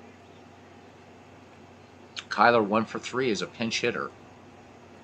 Carlton ready to work, peers in, shaking off Spud Davis. Now he has one he likes. And he winds and fires. Here's the 2-0 to Kyler. And Kai sends this down to third base. Slow roller to third. Kyler going down there, but the fire on to Ripper Collins at first. And a good tight ball game is over. The Chicago Cubs fall to the St. Louis Cardinals 5-4. Let's look at the game recap. And this is something I wish Action PC definitely would have. But you know what? These two they complement one another so well. They're just great. And again, look at these. Look at these. We also have to thank Michael, incorporating these logos. And then the other mod that I'm using, guys, if you noticed, is the uniform mod for Out of the Park Baseball. Michael, one thing I wish that they would fix is that all-time greats quick start. I've been tweaking. That thing is a mess. Anyhow, the Cardinals prevail 5-4 over Chicago. So this 5-4 win over the Cubs was due in large part to Leo the Lip DeRocher, the Cardinals shortstop, was 3 for 4 with a home run and 2 singles. He drove in 2 runs and scored once. Texas Carlton picks up the win. He threw 117 pitches over 9. The right-hander was charged with 4 runs and 10 hits, and Chicago now goes to 1-3, and the Cardinals go to 2-2 on the season. So with St. Louis leading 2-1 in the bottom of the fourth, DeRocher hit a curveball from Charlie Root for a 2-run dinger, and it was his first of the season and put the Cardinals ahead for good, 4-1. So we're not going to get too in depth because this is very, very early season. Texas Carlton goes to 1-0. Charlie Root tagged with a loss, 0-1. The player of the game, which I would agree with, is Leo the Lip DeRocher. So what we're going to do now is we're going to finish today and look at standings. I think we're going to finish standings. Are we finishing standings? And let's see, what do we have here?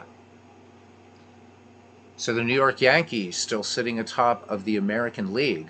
They are 4-0. The St. Louis Browns are 3-0. I don't expect that to last.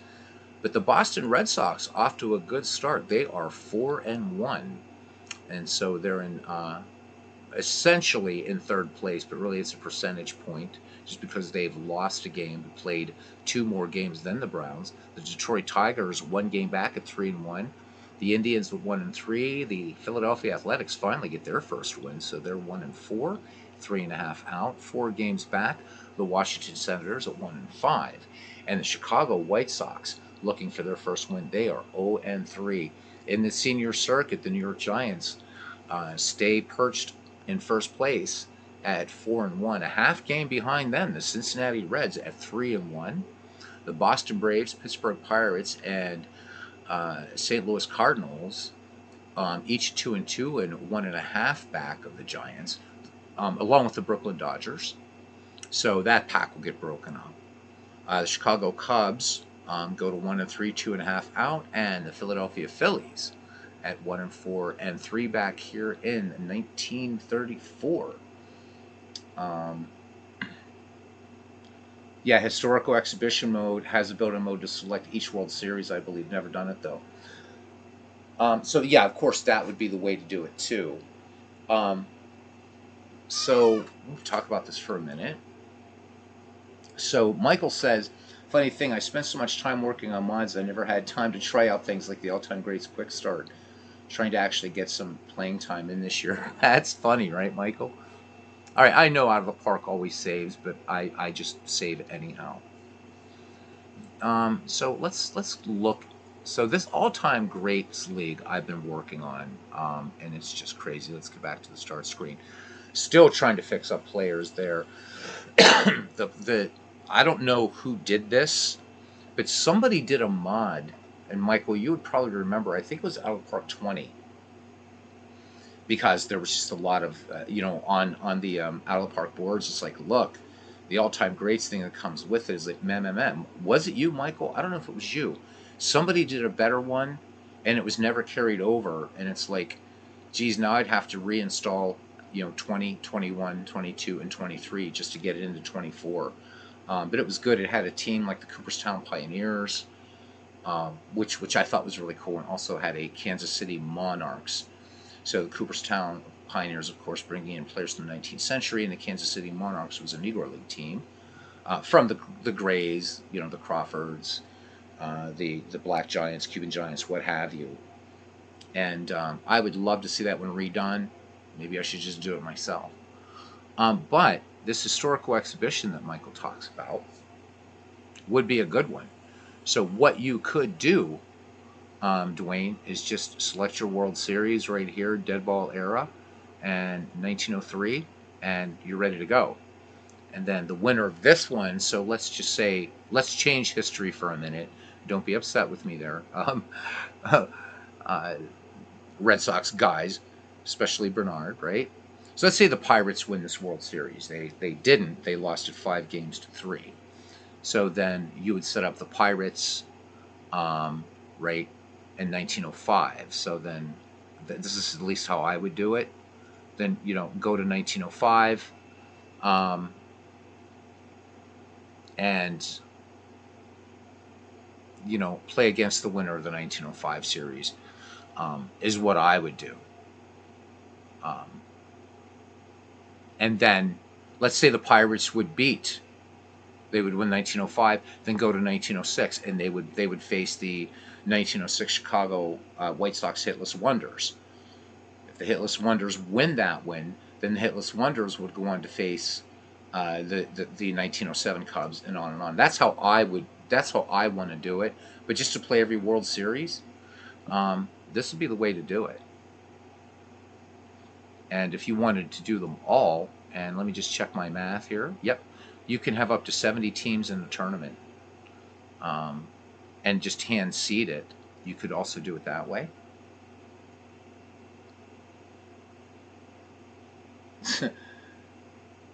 Bernard says, haven't the Sox lost enough? I know. I just wanted to look, you guys won your first World Series. You guys were great in the dead ball era, right?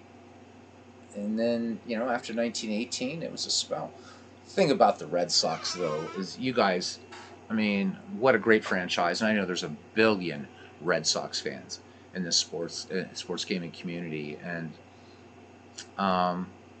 what I was hoping for, what was it, 2003? I forget the year. But the Red Sox and Cubs were actually in contention for part of that season, right? So it had to be 2003 or 2002. It's one of those 2 years, right? And I'm thinking that would have been the most epic World Series in baseball history had the Cubs and Red Sox met up in that year, and I don't remember what year it was, early 2000s. Imagine what that would have been like, huh? So each World Series would be its own file. Start one. You could do it that way, Dwayne, if you wanted to do it. And then just so because of this historical exhibition, right? So I can just pick any two teams. So let's just say for giggles, the Pirates win. Sorry there. All right. So the Pirates win. So they're going to come in, and I think if a team wins, the way I would set this up, if you were doing it my way, the way I would do it is I'd give the Bucks home field advantage, right?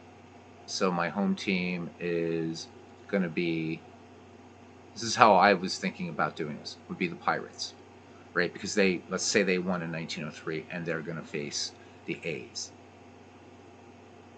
One way to do it. The other thing would be to actually seed the thing. Maybe do 10 World Series at a time. If you actually wanted to do it as a straight up World Series replay project, you could do the manual seeding. So you could do, 1903. Then there's 1904. So what? 1903, 5, 6, 7, 8, 9, 10, 11, 12, 13.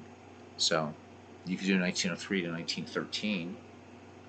And just set it up that each of those teams would face each other. That's how you would want to do it. This is super flexible. Play any two teams in history, and this is so fun to play with this too. In fact, I mean, and there's a lot of. This game is pretty damned accurate and well. And of course, you can set the more players, do you want this in 303 settings or 5 settings, whatever? You know how to use the game. I don't have to do a tutorial on Out of the Park Baseball for that. So you can change how many teams at the top to have more than one World Series. Well, you can. So what I would do is, because these aren't really large files, and you would just knock them out. So, right, I would go ahead and play out this World Series, or this World Series that didn't happen. All right. So then let's say the Pirates win it again. So now we go to 1906. So I do know that in 1906, it was the Hitless Wonders, the Chicago White Sox, who surprised everybody. So now the Bucks would have to face the White Sox. So this isn't the same as what you want to do. It's not a replay of all the World Series. All right, now the Bucks lose this one, and it goes to 1907. So then what I would do is set up another exhibition, and it'd be 1907. and I would select, where are you? Chicago Cubs, who won that year. So now it's the Hitless Wanderers versus the Chicago Cubs. Kind of almost a repeat, I guess, of the 1906 series, right? And then on and on. Let's say the Cubs, Cubs win, then they go on, and so on and so forth. But the other way you could possibly do it would be, let's see if we can, just for shits and giggles, let's see if we can do it. Let's do, how many teams do we want? So it's going to be 20 teams for 10 World Series, right? All right. The thing is we would have to seed this by hand. The setup is the same. You would just go with the teams that played that year. Yeah, absolutely. But you just want to make sure that if you're doing a World Series replay, that you're doing 1903, and just like that, and then just set up your teams, Boston and Pittsburgh. So, yeah, you don't want the 1902 Bucks. There you go, 1903 Bucks. So there's your first World Series. There wasn't one in 1904, but you could do one. If you wanted to do a what if, you could, but you just jump ahead in 1905 and so on and so forth. So you could do it that way as well. I think if you're doing a straight up World Series replay, though, maybe you want to go backwards in time. That might be kind of fun too. Just do it one at a time, one at a time. In fact, I have a World Series started here. This is for Ken Castro, and I'm doing the 1915 World Series. And so series is tied at 1. So this is Red Sox and Phillies. How about those Red Sox? What time is it? Yeah. So who else is doing a game today? Any other games today? Yeah, just do one at a time. Well, I don't know if anybody's going to hang out, but I'm going to do one more game, and then, let me see. I think I'm going to do one more game. 4 o'clock. I can do one more game. And if you don't, thanks for coming in, Michael. Hope you get some much-needed sleep. All right. Game 3. So the reason I was waiting for this one is today's matchup is Babe Ruth versus Grover Cleveland Alexander, and we are playing in Philadelphia. So, so the Phillies won Game 1 in 15 innings. They beat the Red Sox 4-2. The Red Sox came back and won Game 2, 8-7. And now the series goes to the city of brotherly love. Babe Ruth and Grover Cleveland Alexander. Let's have some fun. If the game gets out of hand either way, I can just fast forward it. All right, here we go. The lineup for the visiting 1915 Boston Red Sox. And feel free, Bernard, to correct me on anything I do wrong with these Red Sox as far as not knowing them or what have you. World's Most Gamer says he's not streaming anything, but he's getting sick of watching the 1961 Yankees lose in 2 replays he's tried with Out of the Park baseball. I know you and Out of the Park aren't getting along very well right now. I'm sorry to hear that. All right. Leading off in center field, the Gray Eagle, Tris Speaker. Batting second at third base, Larry Gardner. Batting in the number 3 slot in left field, Duffy Lewis, who has a cliff named after him, I'm told. Batting cleanup at first base, Dick Blitzel. Batting fifth, right fielder, Harry Hooper. Batting sixth and catching, Hick Cady. Batting seventh at second base, Blackjack Berry. Batting eighth at shortstop, Everett Scott. And batting ninth and pitching, Babe Ruth. In 1915, Babe Ruth, 18 wins, 8 losses, a 2.44 earned run average, a whip of 1.15, 4.6 strikeouts per 9 innings, 3.5 walks. For the hometown Philadelphia Phillies, leading off, one of the coolest nicknames ever in center field, Possum Witted. Batting second at third base, Milt Stock. Batting third at first base, Fred Luteris. In the cleanup spot, and would later become a judge, right fielder, Gavy Kravitz. In the fifth position, batting in left field, Beals Becker. Batting sixth, Hall of Fame shortstop Dave Beauty Bancroft. Batting seventh and catching, Rabbit Bill Killefer. Batting eighth at second base, Bert Niehoff. And batting ninth and pitching, the legend, Grover Cleveland, Pete Alexander. Alexander in 1915, probably his greatest season among great seasons. 31 wins, 10 losses, a 1.22 earned run average, a whip of .84, 5.8 strikeouts per 9 innings, and 1.5 walks per 9. Gotta wonder what Alexander might have done had he not gone into the First World War. So unlike Christy Mathewson and Ty Cobb, Alexander actually fought on the Western Front and came home shell-shocked. And such a tough career, tough life for the great Alexander. But this will be a fun one today, right? Two immortals facing off. Let's go to it. And we are going to a little tiny park called the Baker Bowl.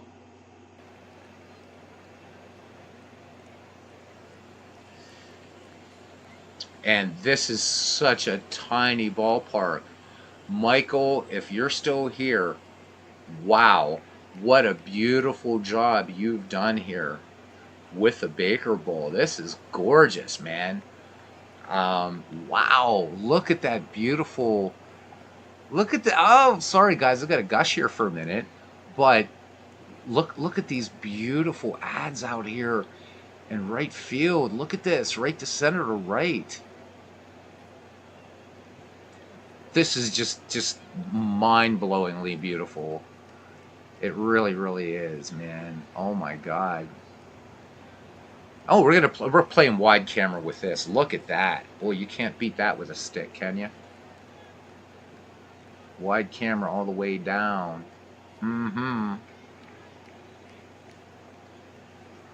Wow, look at that. You even caught that sort of weird little whatever that was as part of the park out there. So earlier versions of Baker Bowl, there was a little cutout here in center. So I'm guessing because Michael really in fact, you can see it in the ballparks, the changes. You look at Three River Stadium, 1970-74, for instance, out in center field, you had the golf sign and the Mellon Bank sign and the Pirates logo. And then from 75 on, that's when the Pirates built in more of those, what we now call like luxury boxes or what have you out there in center field. So it looks like this was filled in, but this is beautiful. Wow. All right, here we go. And I needed to find a picture for Grover Cleveland Alexander, and I forgot. I'm not a fan of FaceGen. All right, let's look at the starting defense for the Philadelphia Phillies. In left field, Bills Becker. In center, Possum Whitted. In right, Gavy Kravitz. Around the horn from first to third, it'll be Fred Luderis, Bert Niehoff, Dave Beauty Bancroft, and Milt Stock. Catching today, Rabbit Bill Killefer, and here is Grover Cleveland Alexander. So Babe Ruth actually is going to be batting in the 9th spot. Pretty interesting. I probably would have put Blitzel batting 9th and Ruth in the cleanup spot. But again, 1915, still very early days, not even thinking home run power in the cleanup spot. That's not what the cleanup hitter's job was in the dead ball era.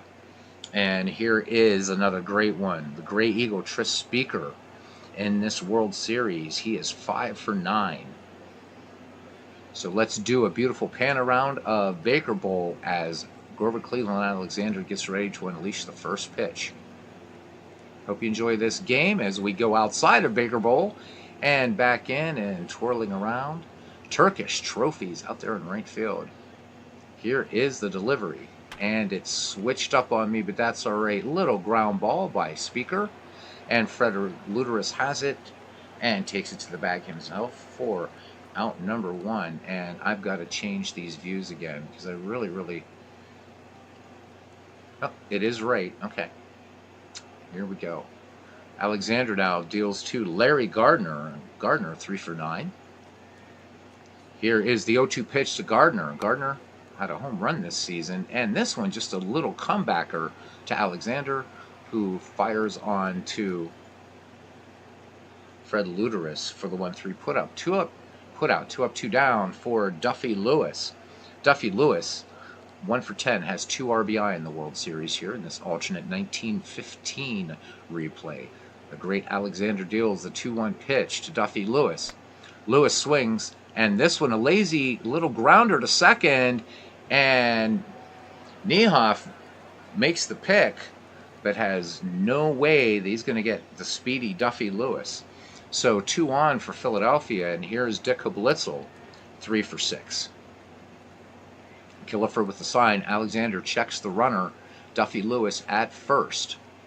And the 1-0 pitch, and the runner goes, and up and gunning, the throw down, the slide, the tag, and Duffy Lewis picks up the stolen base. So a runner in scoring position for Philadelphia here in the top of the first. Or for Boston here in the top of the first. I'm sorry, I get confused with all the red going on. Blitzel back in there, and the 3-1 pitch. Blitzel swings, and this one, line to center. This will get down. Base. No, they will not. Oh, my goodness. Possum Whitted makes the play. Looks like that one was going to be a short hop. But side retired. No runs, 1 hit, no errors, and a runner left in scoring position. We go to the bottom of the first inning. The Boston Red Sox, nothing. The Philadelphia Phillies coming to bat.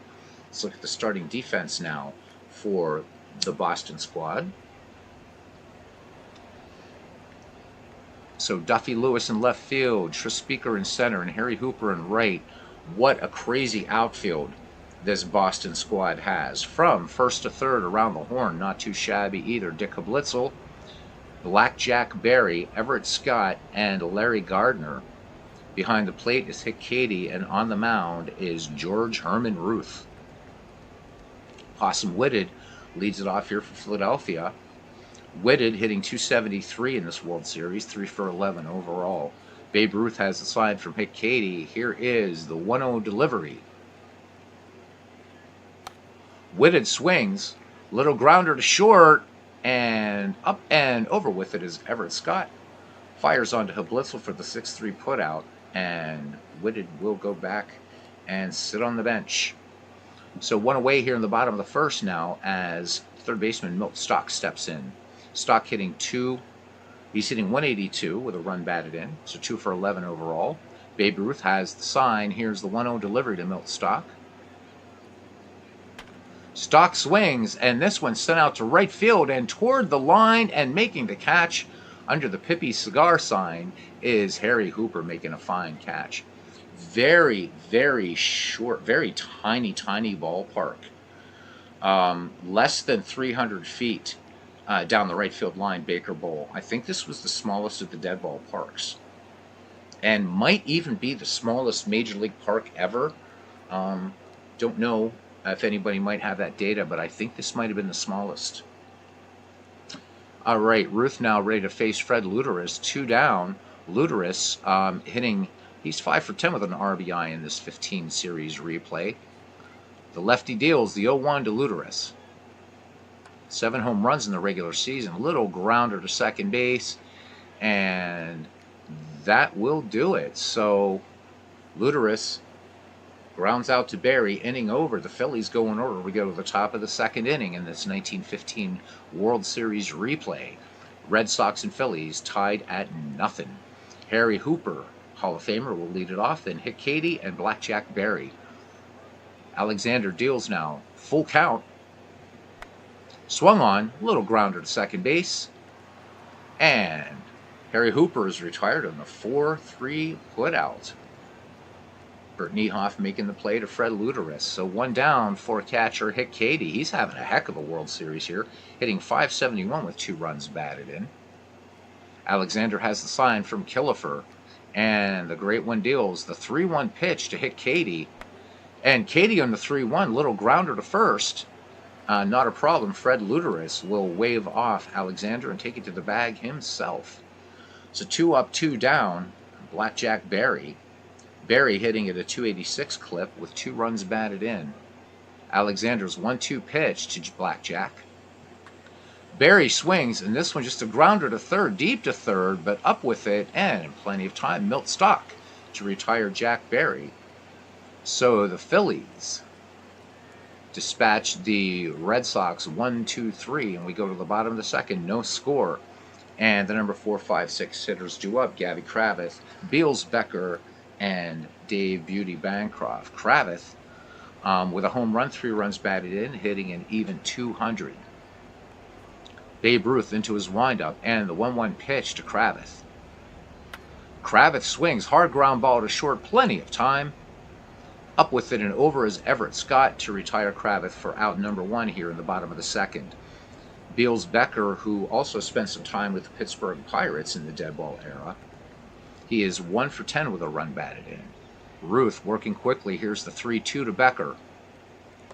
Becker cuts and misses. Babe Ruth bring in the gas. So first strikeout for Ruth in the game. 2 away for Dave Bancroft. Bancroft, a supremely skilled fielder, hitting 2 for 7 with a run batted in. Very graceful from what his contemporaries said. Hitting a 286 clip. Ruth winds and deals. Here's the 3-0 to Bancroft. Bancroft lays off this one on 4 pitches. This one up a little high. So Babe Ruth gets issues his first base on balls.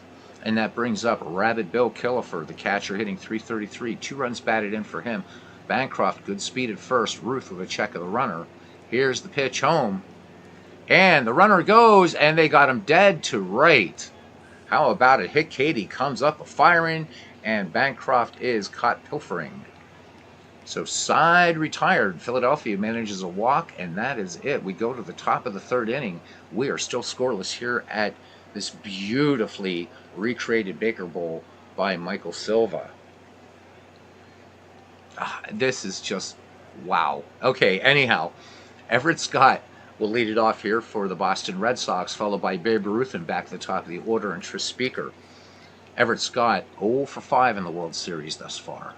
Alexander into the wind. Here's the pitch to Everett Scott. Scott swings on this one. Fly ball left field. This one back.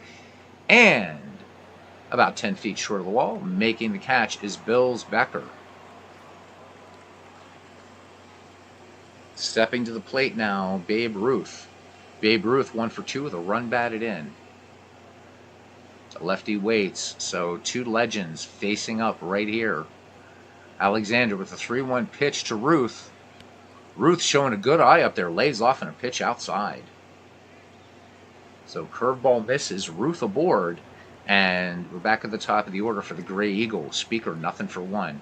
Ruth leads off first. And there's Cousin Ken Castro. Trying to get you in here, Cousin. Finally, it was the 1915 World Series replay that does it. Cousin, look how beautiful Baker Bowl looks here. Isn't this a gorgeous looking park done by Mike Silva? 1 hit in this game, and that is it. So it's good to see the Cousin in here. All right. Here's the 0-2 to Speaker. Speaker looks at a call at strike 3, a little knee buckler there, issued by Mr. Alexander. 2 down. Ruth remains at first. Larry Gardner now will try to see what he can do against Alexander. 0 for 1. Alexander checks Ruth at first. The 1-2 pitch. Swing and a miss. So the Red Sox manage a walk, and that's all. We go to the bottom of the third inning, and we are scoreless here in 1915. Rabbit Bill Killefer, Bert Needhoff, and Grover Cleveland Alexander to face Babe Ruth and the Red Sox in the home half of the third inning. Ruth with a strikeout and a walk through 2 innings of work. Killefer hitting .333 with 2 runs batted in. Yeah, Cousin Ken says he noticed the park as soon as he signed on. Beautiful, beautiful job. Ken, you would know best. I'm thinking that Baker Bowl was not only the tiniest ballpark in the dead ball era, but wasn't this the tiniest ballpark in terms of dimensions in Major League Baseball history? Let's say 20th century. You know, because with some of the 19th century ballparks, we don't have a lot of data. but I'm under the impression that Baker Bowl was the smallest. Please correct me if I'm wrong. This is definitely in contrast to Huntington Avenue grounds, Forbes Field, even Ebbets, which was exactly one city block. Tiny, tiny ballpark here. All right, Killefer waits for the Ruth delivery. The lefty winds, the 2-2 pitch to Killefer. Killefer, swing and a miss. Babe Ruth picking up the strikeout. Bring in the fastball again. So 2 strikeouts for Ruth. 1 down for Bert Niehoff now, the second baseman.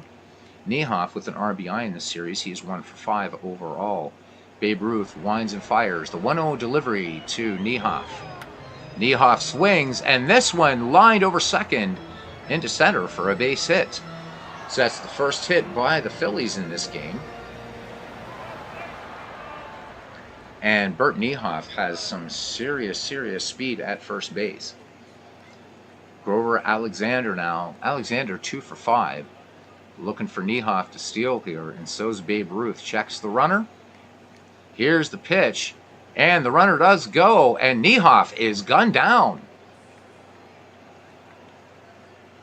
So Hick Cady with a quick release to get the very speedy Bert Niehoff. So 2 away, base is empty. Ruth to deliver to Alexander. Here's the 0-2 pitch. Alexander, a swing and a miss. And that is it. Philadelphia picks up a hit, a caught stealing, and we are scoreless as we go to the bottom or the top of the 4th here.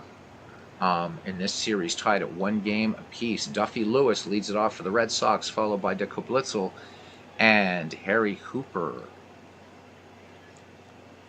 Duffy Lewis 1 for 1 in the game. Each team only with 1 hit. No errors in this game, and obviously no runs. The 1-0 delivery now to Duffy Lewis. Singled his last time up. Lewis singles, and this time will single again. Base hit. Left field, and that will get down in front of Beals Becker. So the speedy Duffy Lewis aboard, and here's first baseman Dick Blitzel. And to Blitzel, nothing for 1.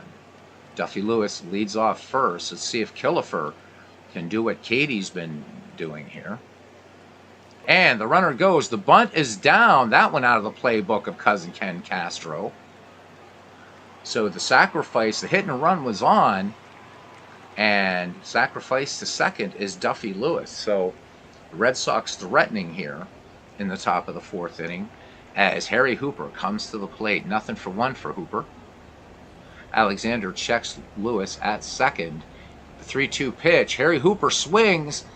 Fly ball to medium center, and ranging under it and making the catch is Possum Witted.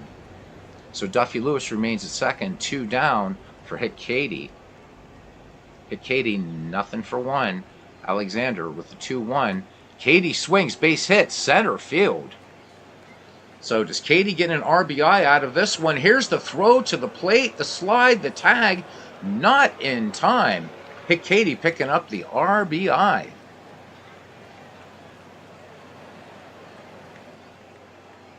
Let's have a look at that one again, because we're probably not going to see a lot of home runs in this one. So just a nice piece of hitting there. And that throw comes in, and the runner is safe.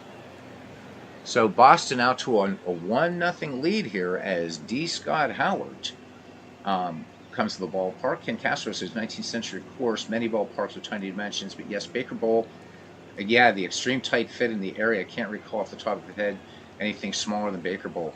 Yeah, it was like 290 something. It was just shy of 300 down the right field line. Such a small ballpark, but kind of fun, huh? All right, D. Scott, I hope you're doing well. I know that some of that nasty heat that's been out west is coming our way. It's supposed to be 99 here in Pennsylvania by next Friday, and we have nasty humidity that goes with it. Black Jack Berry now is nothing for 1. Cady on a second, 2 down, 1 in for the Red Sox. Alexander with the 1-1 delivery. Jack Berry swings, base hit, right field. This could get another run in. And Jack Berry, here's the throw. And coming in to score is Hick Cady. So Jack Berry's RBI scores another one, and the Red Sox now hold a 2-0 lead here in the top of the fourth with 2 down. Jack Berry at first. Everett Scott is 0 for 1 in this game, so here come the Red Sox. Yeah, Cousin Ken says he wishes he could have seen Baker Bowl. Would have been something to see a ball game there. Cousin Ken's favorite baseball team, of course.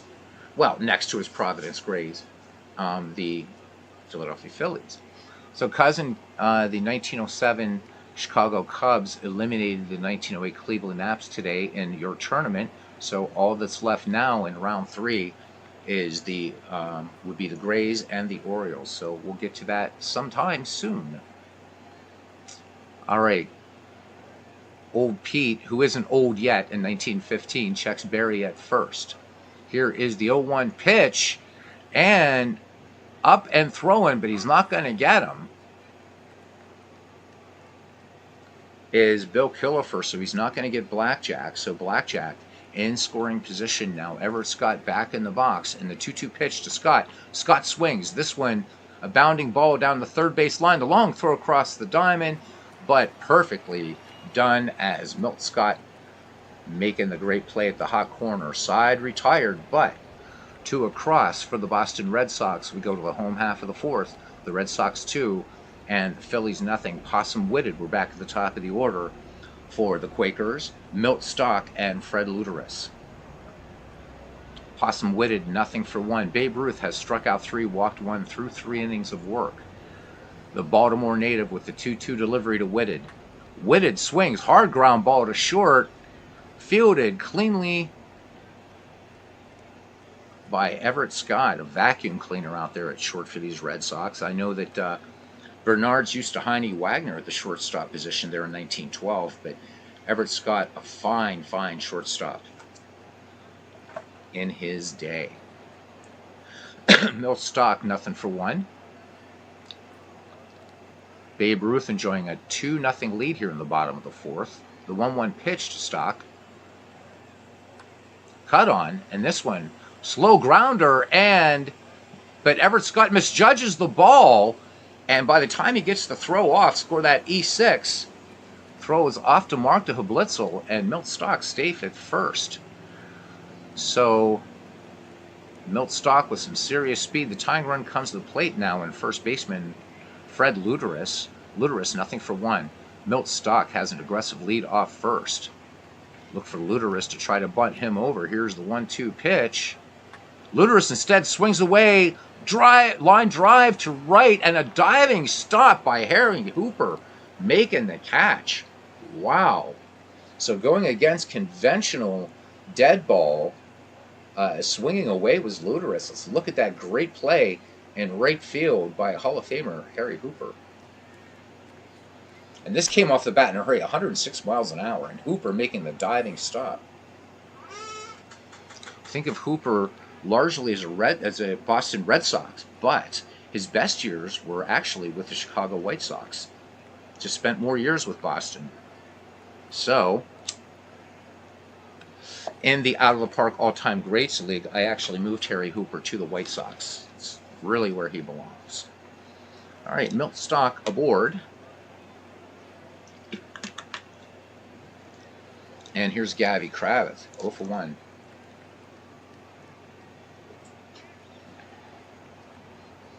Babe Ruth deals. And the runner goes.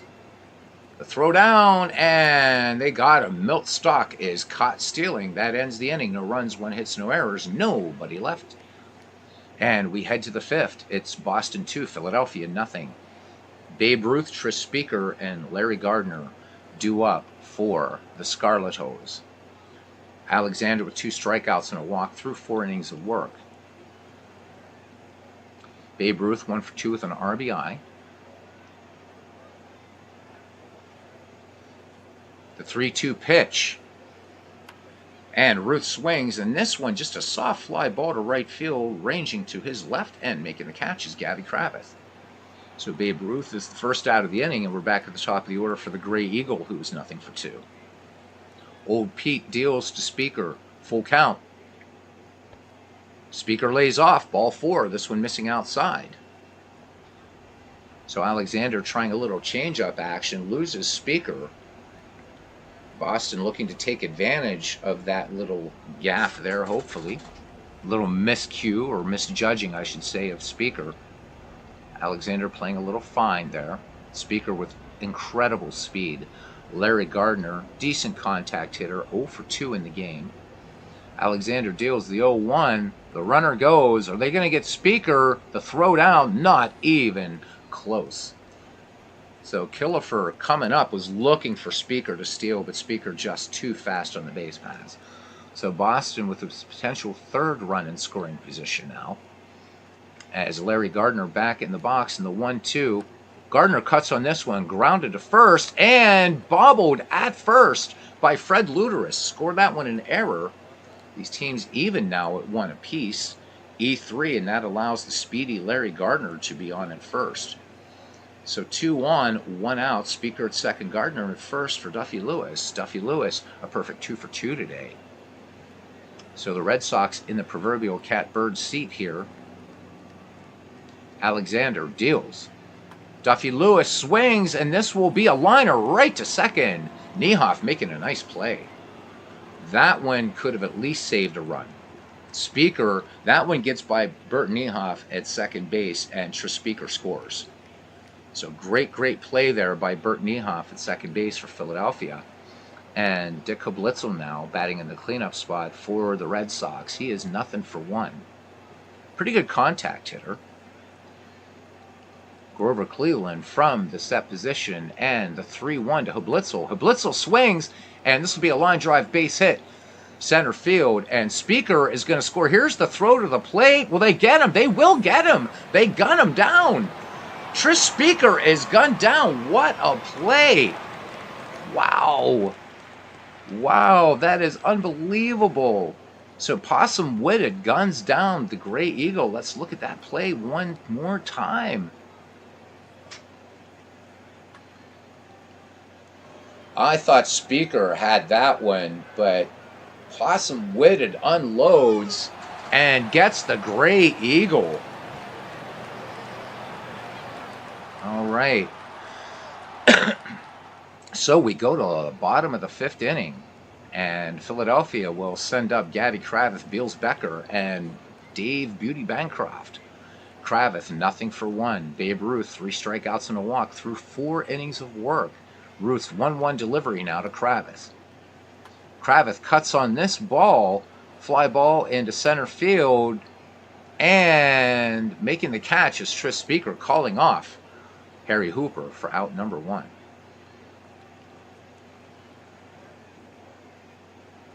Bernard says, I think I'm going to Red Sox season replays 1912 through 1918. Nice. So you'll get to Everett Scott in 1914, his rookie year. Great throw from the Possum, says Cousin Ken. I really thought Speaker scores on that fly ball to center. But man, uncorked it, huh? All right. Nobody on, 1 down, 2-0 your score as Beals Becker steps in. Becker is 0 for 1. In fact, Philadelphia has managed just 1 hit off Babe Ruth. The lefty's 1-1 delivery now to Becker. And Becker, a little flare to left, and that's going to stay up there and gently fall into the glove of Duffy Lewis. So 2 away here, bottom of the 5th, and Bancroft will have a go now. Bancroft, the only walk issued by Ruth. Here's the 2-1, and Bancroft lines it, but right to third base. Gardner making a nice play. So the Phillies 3 up, 3 down, and we go to the top of the 6th. Boston maintaining a 2-0 lead. Babe Ruth pitching a 1-hit shutout right now. Old Pete, not as sharp as you'd like him to be, but still holding these Red Sox to 5 hits. The problem, of course, the 2 runs back in the 4th inning. Harry Hooper, Hick Cady, and Blackjack Berry will bat for the Red Sox. They are the number 5, 6, 7 hitters. Hooper, 0 for 2. Alexander has the sign from Rabbit Bill Killefer. Here is the 1-1 pitch. And Hooper grounds this one to short. And in plenty of time, Bancroft to Luteris for out number 1. Hit Katie now. He's 1 for 2 as an RBI in this game. Alexander with the 0-1 to Katie. Katie swings. This one a slow dribbler to short. And a little double pump action there by Beauty Bancroft, and fires on to Luteris for the 6-3 putout. 2 up, 2 down now for Blackjack Barry. Barry with an RBI in this game. He is 1 for 2. Alexander winds and deals. Barry, first pitch swinging. Hard grounder to first. Should be no trouble. Luteris has it and tosses on to Alexander covering, and that ends the inning. We go to the bottom of the 6th. It is still Boston 2, Philadelphia nothing. And this game 3 of a 1915 World Series replay. And I still can't get over how beautiful this Baker Bowl looks. That just amazing. Just amazing. All right, Babe Ruth will face Killefer, Niehoff, and Alexander. The bottom of the order coming up for Philadelphia here in the bottom of the 6th. Babe Ruth. Here's the 1-0 delivery to Killefer. Killefer swings. Soft grounder to short. And gloved easily by Mr. Everett Scott, who fires on for the 6-3 putout. All right. Bert Niehoff, 1 for 1 at the dish. Babe Ruth into his wind. Here's the pitch to Niehoff. Niehoff swings. Hard grounder, and this one's going to get down the line into the left field corner. Niehoff is chugging for 2, and the throw in will not be in time as Niehoff has himself a 1-out double. So the tying run now coming to the plate, and Pete Alexander.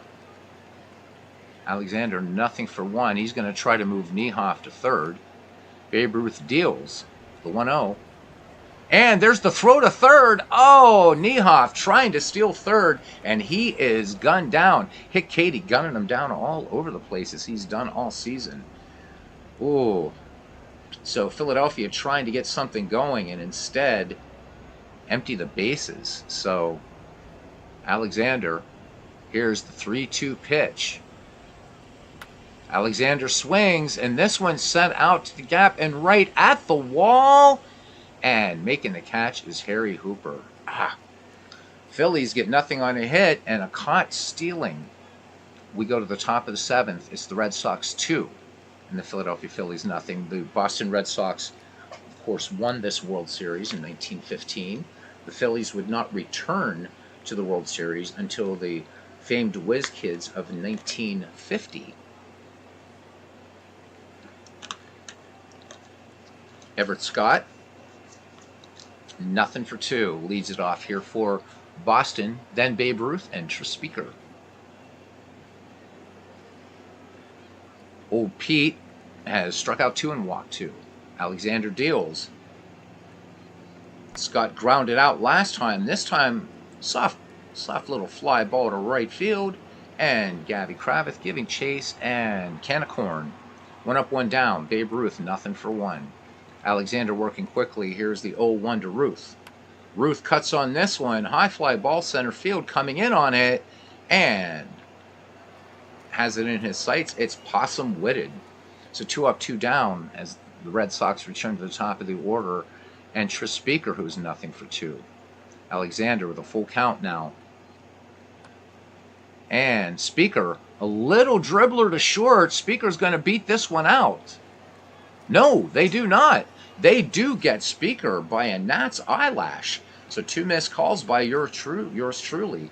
The Red Sox go in order. We go to the bottom of the 7th. Philadelphia trailing Boston 2-0 as possum-witted back at the top of the order. Milt Stock and Fred Luteris bat for the Philadelphia Phillies. The Philadelphia Phillies, says Bernard, has an 11-game lead in his 1950 replay. They look really good. Yeah, hell of a team, those Whiz Kids. We had them in a tournament earlier this year and played some pretty good baseball. They were eliminated in the first round, but played some good ball. 1950 Phillies. So for those of you that like something a little closer, I think 1950 would be a fun season to do, but on the National League. Bernard doing the 1950 Red Sox. Red Sox, a good showing here today against a tough Phillies team, 2-0 here. Babe Ruth deals to Possum Whitted. The count even at 2-2. Whitted swings, little comeback to the mound. Ruth takes his time and fires it on to Dick Blitzel for out number 1. Milt Stock, nothing for 2 now. Babe Ruth winds and delivers the 1-2 pitch to Milt Stock. Milt Stock sends this one. High fly ball, routine to center field, and coming in a few paces and making the catch is Trispeaker for out number 2. Fred Luderus now. To Babe Ruth, just 2 hits given up so far. With the 1-0 pitch now. Luderus lined out his last time up, and this time a line drive center field, and this will get down for a base hit. So the Phillies, with 2 outs, get their 3rd base knock in the game. And Luderus has pretty decent speed. Here's Gabby Kravitz. Kravitz has some power, nothing for 2. Swing of the bat. Kravitz, you almost got to think he is looking at that short right field. He's got to get it just up and over that high fence in right field. Not sure those dimensions in right field as far as fence height for Baker Bowl. Luderus off first. Ruth checks the runner. Here's the 3-0 delivery.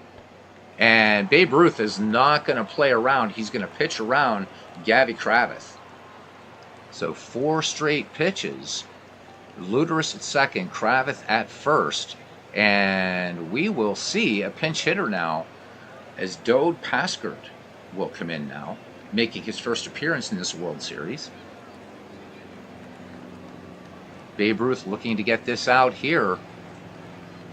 Paskert swinging on the first pitch, and this one lined right to short. Everett Scott making a great play. The Phillies strand a pair, and we go to the top of the 8th, and Boston still holding on to this 2-0 lead. Alexander will face Larry Gardner, Duffy Lewis, and Dick Blitzel. The 2, 3, and 4 hitters for the Boston 9. And Big Clue coming to the ballpark here. He is at Baker Bowl, saying how the baseball bros this afternoon. There's been a lot of baseball on YouTube today. It's been great. So welcome in, bud. Cousin Ken said he played about 40 games of a Phillies replay. Fun ball club. Larry Gardner now in there against Alexander. Here's the 1-0 delivery to Gardner. Gardner swings, line drive right field. This will get down for a base hit. That is number 6 for the Red Sox as Gardner makes the turn at first. Gardner with excellent wheels. Here is Duffy Lewis, 2 for 3. You gotta love a guy that has a cliff named after him. How about it? All right, Alexander glances over his shoulder at Larry Gardner at first. Peers in, has the sign from Rabid Killifer. Here's the 1-1 pitch. The runner does not go. Easy grounder to short. Oh! And bad throw by Dave Bancroft. Throw wide of the mark. Score that one. E6. And 2 aboard now. So Alexander just retrieving the ball. Looking stoic out there on the bump as Dick Blitzel assumes his position on the left-hand side. He is 1 for 2. Larry Gardner at second. Duffy Lewis at first. Nobody out for the Red Sox here in the top of the 8th. Here's the 1-0 delivery. The runners were on the move. The bunt is a good one down the first base line. And coming over to cover it is Alexander. And Luderus getting the play. So the runners do advance, however. Gardner at third, Lewis at second, and here's Harry Hooper. Harry Hooper with the ability to certainly add. The Red Sox here threatening with just 1 down and 2 in scoring position. Gardner at third, Lewis at second. Alexander out of the stretch. And they're going to intentionally walk Harry Hooper with first base open. Trying to set up a double play ball here, and Hick Cady 1 for 3 with 1 run batted in.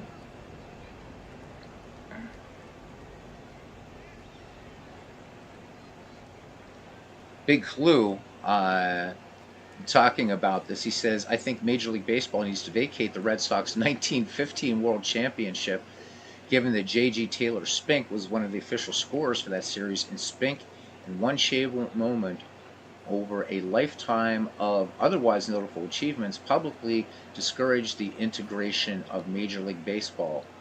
You know, if we're being consistent. The Red Sox, the last team to integrate in baseball. All right, they're playing in. The Phillies are playing in against Katie here, trying to cut off Gardner at the plate. Here we go.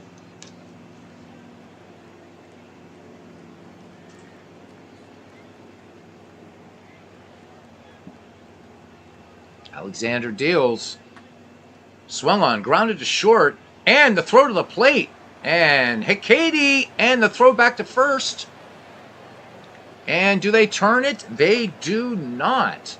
However, a big out by Philadelphia. Let's look at that play. They almost had Katie at first, by the way. Almost had him at first. Let's watch this play again. So they fire it home, and then to first, and oof. Boy, was that close. I don't know. No reviews in 1915, so the base is still loaded, but 2 down for Blackjack Berry. He has an RBI in this game. Alexander out of the stretch in the 0-2, and Berry, little grounder to third, and that will retire the side. Milk Stock up with it, and that is it, as Katie is retired at second. So the Red Sox load them up, but do nothing with them. We go to the bottom of the 8th, so big opportunity here for Philadelphia now to try to get something on the board. It's been goose eggs all the way to the bottom of the 8th. Babe Ruth working on a 3-hit shutout, 3 strikeouts, 2 walks through 7. Babe Ruth has thrown only 78 pitches in this game. Bancroft, nothing for 1 and an error. 2 errors for Philadelphia, 1 for the Red Sox. The 0-1 pitch from Ruth.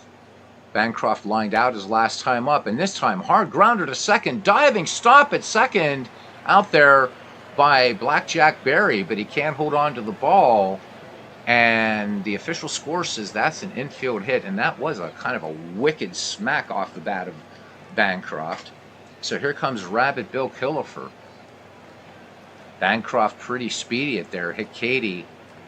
Looks like he is ready to fire down to second. Ruth checks the runner. Here comes the pitch to Killefer. The runner does not go. Killefer swings. This one line to right, and this is going to get down for a base hit.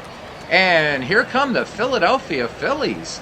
And Bancroft slides into third on the wide throw. So 2 aboard now.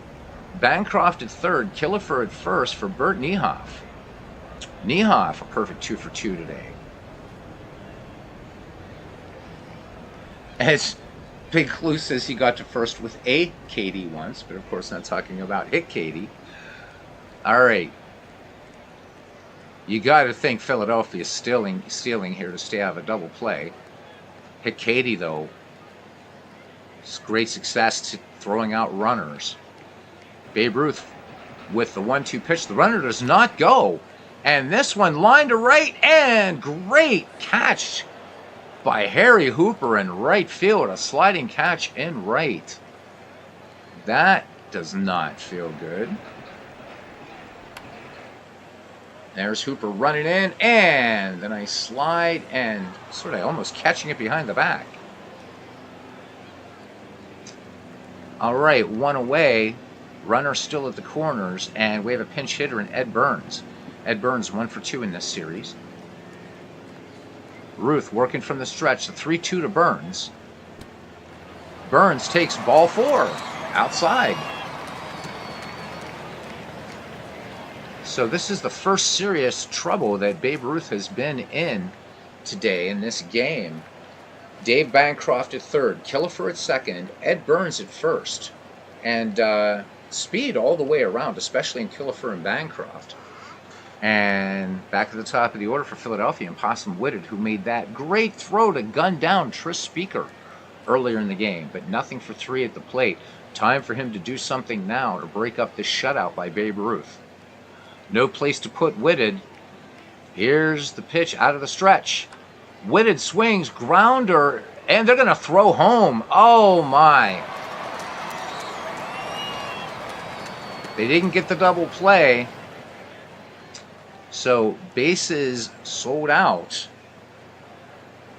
And it's up to Milt Stock to try to make something happen. You're the Phillies. You've got to break the shutout. And you got to do it now, obviously. Ruth deals just to get that run up there. Milt Stock. Oh, and Milt Stock diving catch at second base by Blackjack Berry. Philadelphia turned away with the bases loaded, and we go to the ninth. Let's look at that play by Blackjack Berry.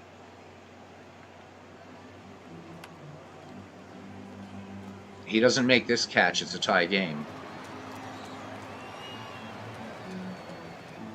Top of the ninth, and another Hall of Famer comes in. Jephthah Rixey. So Rixey making his, he's worked 2 innings in this World Series thus far. 4 hits, 1 earned run, 3 strikeouts, a 4.50 earned run average. Let's look at Rixey and what he's done and his career thus far. So a long career from 1912 to 1933. In 1915, Rixey, 11 wins, 12 losses, a save, a 2.39 earned run average for him. Was touched up for 2 home runs that year. Walked 64 and struck out 88, a whip of 1.28. Something Action PC, you really need to incorporate this. Rixey would play for a time with Philadelphia, then would go on to the Cincinnati Reds. So a pitcher I'm sure Big Clue knows plenty about. Say Rixey's name 3 times in a row, right? I can't even say it once. All right, so the lefty has finished his warm-up pitches, and he will face Everett Scott, Babe Ruth, and Tris Speaker. And here we go. Rixey ready to deal. And Everett Scott. This one. Let's see what's going on here. Something weird. Little roller down to short. Bancroft fires onto Luderus. So that was weird. I'm going to do just a regular replay. I've got to see what the hell I missed there. Replay usually cleans it up. Yeah, just a little roller. All right. So 1 up, 1 down here, and here's Babe Ruth, nothing for 2. On the verge of winning with a 5-hit shutout. Rixey deals, lefty-lefty.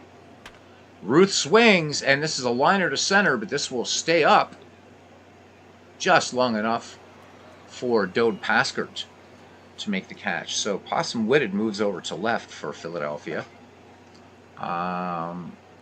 Everything else remaining status quo except for Rixey on in relief of Alexander.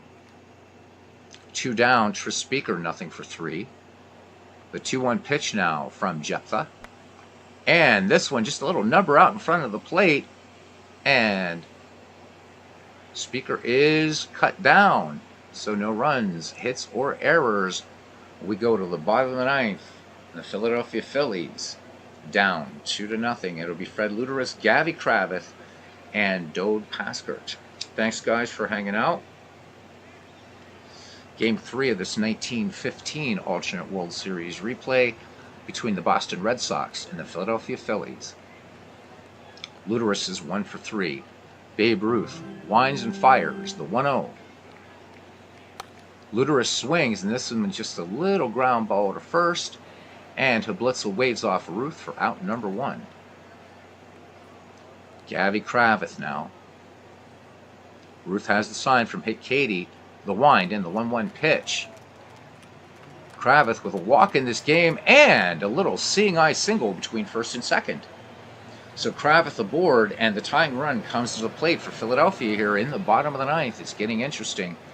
Dode Paskert, 0-for-1 in the series. Average contact hitter, Dode Paskert. Paskert in 1915 for Philadelphia, just very quickly, 3 home runs, 39 runs batted in, had a 244 average. Kravitz leads off first, 1 away. Ruth looking to induce a double play to end it right here. From the set, and the 1-1, single to second. They're not going to turn 2, however. And it looks like Everett Scott injured on the hard slide, but he's okay and going to stay in the game. So 2 down, and the much faster Dode Paskert at first. So hard slide. Breaking up the double play, and here is Dave Bancroft. 1 for 2. Babe Ruth checks the runner. The 3-2 pitch. And that one missing. Ball 4. Fastball misses. Bancroft draws the walk. 2 on, 2 out. Bottom of the ninth. Phillies down by 2. And here is Rabbit Killefer. The catcher is 1 for 3. Babe Ruth ready to deal. Here's the 0-1. Killefer swings. This one line to left. And down into the glove of Duffy Lewis. So Babe Ruth gets the 6-hit shutout. Let's look at our recap here. So Boston takes a 2-1 lead pardon me, in this World Series. Babe Ruth pitched a gem to help the 1915 Red Sox escape with a tight 2-0 victory over the Phillies in 1915 in a low-scoring World Series contest today. Southpaw Ruth threw 9 innings of shutout ball in the win, just enough for the Red Sox on a day when their offense dried up. The Red Sox now lead this best of 7, 2 games to 1. In his 113th pitch effort, Ruth allowed no runs on 6 hits over 9 innings, walked 4 and struck out 3. So the next game will be played when we do this again, whenever, at Philadelphia, and MVP should be Babe Ruth. And indeed it is. Alexander went 8 innings, 6 hits, 2 runs, both earned. Walked 3, struck out 2. So not the best outing for him. And Eparixi worked an inning in relief. And Ruth just straight up gets the complete game victory. So there we go. For the Boston Red Sox, 2-6-1, and the Philadelphia Phillies 0-6-2. And we'll finish today, and this will be all ready to go. So the next time we do this, it will be Smokey Joe Wood going for the Boston Red Sox versus Erskine Meyer for the Philadelphia Phillies. Thank you guys so much. Dwayne Marsh says 2 great games. Thank you for the games. Absolutely, my friends. And great day for the Red Sox on YouTube, says Bernard. Absolutely. Big Clue says that Big Clue has a new favorite red with Joey Votto's retirement. He says he loves this kid, Matt McClain. Scrappy little spark plug at short. That's one thing the Reds and Bucks have. Once O'Neill gets back and healthy, we got some pretty good action there at the number 6 position. How about it, guys? All right, guys. Thank you very much. There will be no baseball tonight. Enjoy. Thank you for coming in, and Dwayne. Hopefully, you will get that World Series project started that you're talking about. Love to see that come to fruition. Oh, you're very, very welcome, Bernard. Bernard, he's going to make it his life's mission. Literally, he said that earlier in the chat. He's going to be correcting some past White Sox seasons, so that should be a lot of fun. Big Clue, of course, booing. Thank you, World's Worst Gamers. It's a good game. All right. So my thanks to Dwayne Martz. So guys, Dwayne Martz doing right now a great 1961 replay. Seems to be focusing on the Yankees and Braves, but just good stuff. Check that out. He's using APA. along with Digital Diamond Baseball. Correcting some Red Sox seasons. I'm sorry, I'm in Egypt. All right, Ken Castro's off to roll a game, I'm assuming in the Bats series. Appreciate you, cousin, heart and soul of this channel. Bernard Strom, I don't know if he's going to be doing any more ball games today. He says he's not, but I think he should. But it's up to him. He did a doubleheader today. It's a lot of work. And a doubleheader for me, too. So, was this a doubleheader? No, I did a trip. I did 3 games today. That's enough. Jeez. Going all over the place.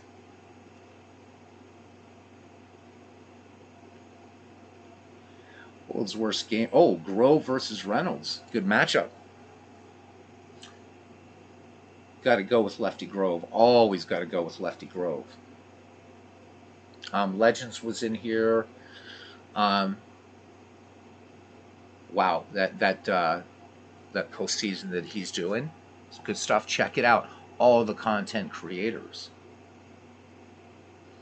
Yeah, man, I want to play some APC. How about tomorrow, Big Clue? What's your schedule look like for tomorrow? Because I'm going to be hopping off here, and I got to get ready to do some music. That's why there's no baseball tonight. So, just curious. Tomorrow, man, let's play some Action PC. If you're good tomorrow, let me know. Clear and sunny all day. Sounds good. All right, we'll play some head-to-head. I think it'll be fun. If you're willing to play it online, that'd even be more fun. You know, or I mean, on you know what I'm talking. On a broadcast, I think it'd be fun. All right. Sounds like a plan, Lee Stanley. He's a poet and don't know it. My thanks to Big Clue, to Cousin Ken Castro, World's Worst Gamer, Dwayne Mart's YouTube Network, Bernard Strom, Sports Replays. As we go back. D. Scott Howard making a rare appearance. Thank you, D. Scott, our animal whisperer. Michael Silva, who we can't heap enough praise on him for these beautiful ballparks that he's done for out of the park baseball for these last years. Legend Sports Universe, killing it with his Franchise Stars Baseball League. And of course, knowing his baseball is his favorite sport, he can be excused for doing the lesser sports, I suppose. John DFW stopped in for a little bit. John Haber was here. He says, "What year was Spawn Insane and Pray for Rain?" Oh man, I let that one completely blow by me. So thank you, John, for coming in. Don't know if you're still here, but thank you so much. Appreciate you. And today, Bernard was first in the ballpark. So guys, until next time, thank you, Big Clue. Definitely will. Just enjoy all the baseball, whether it's on MLB Network, here at YouTube, rolling up your games, whatever, and stay out of this damn heat. And until next time, see you around the batting cage. Thank you.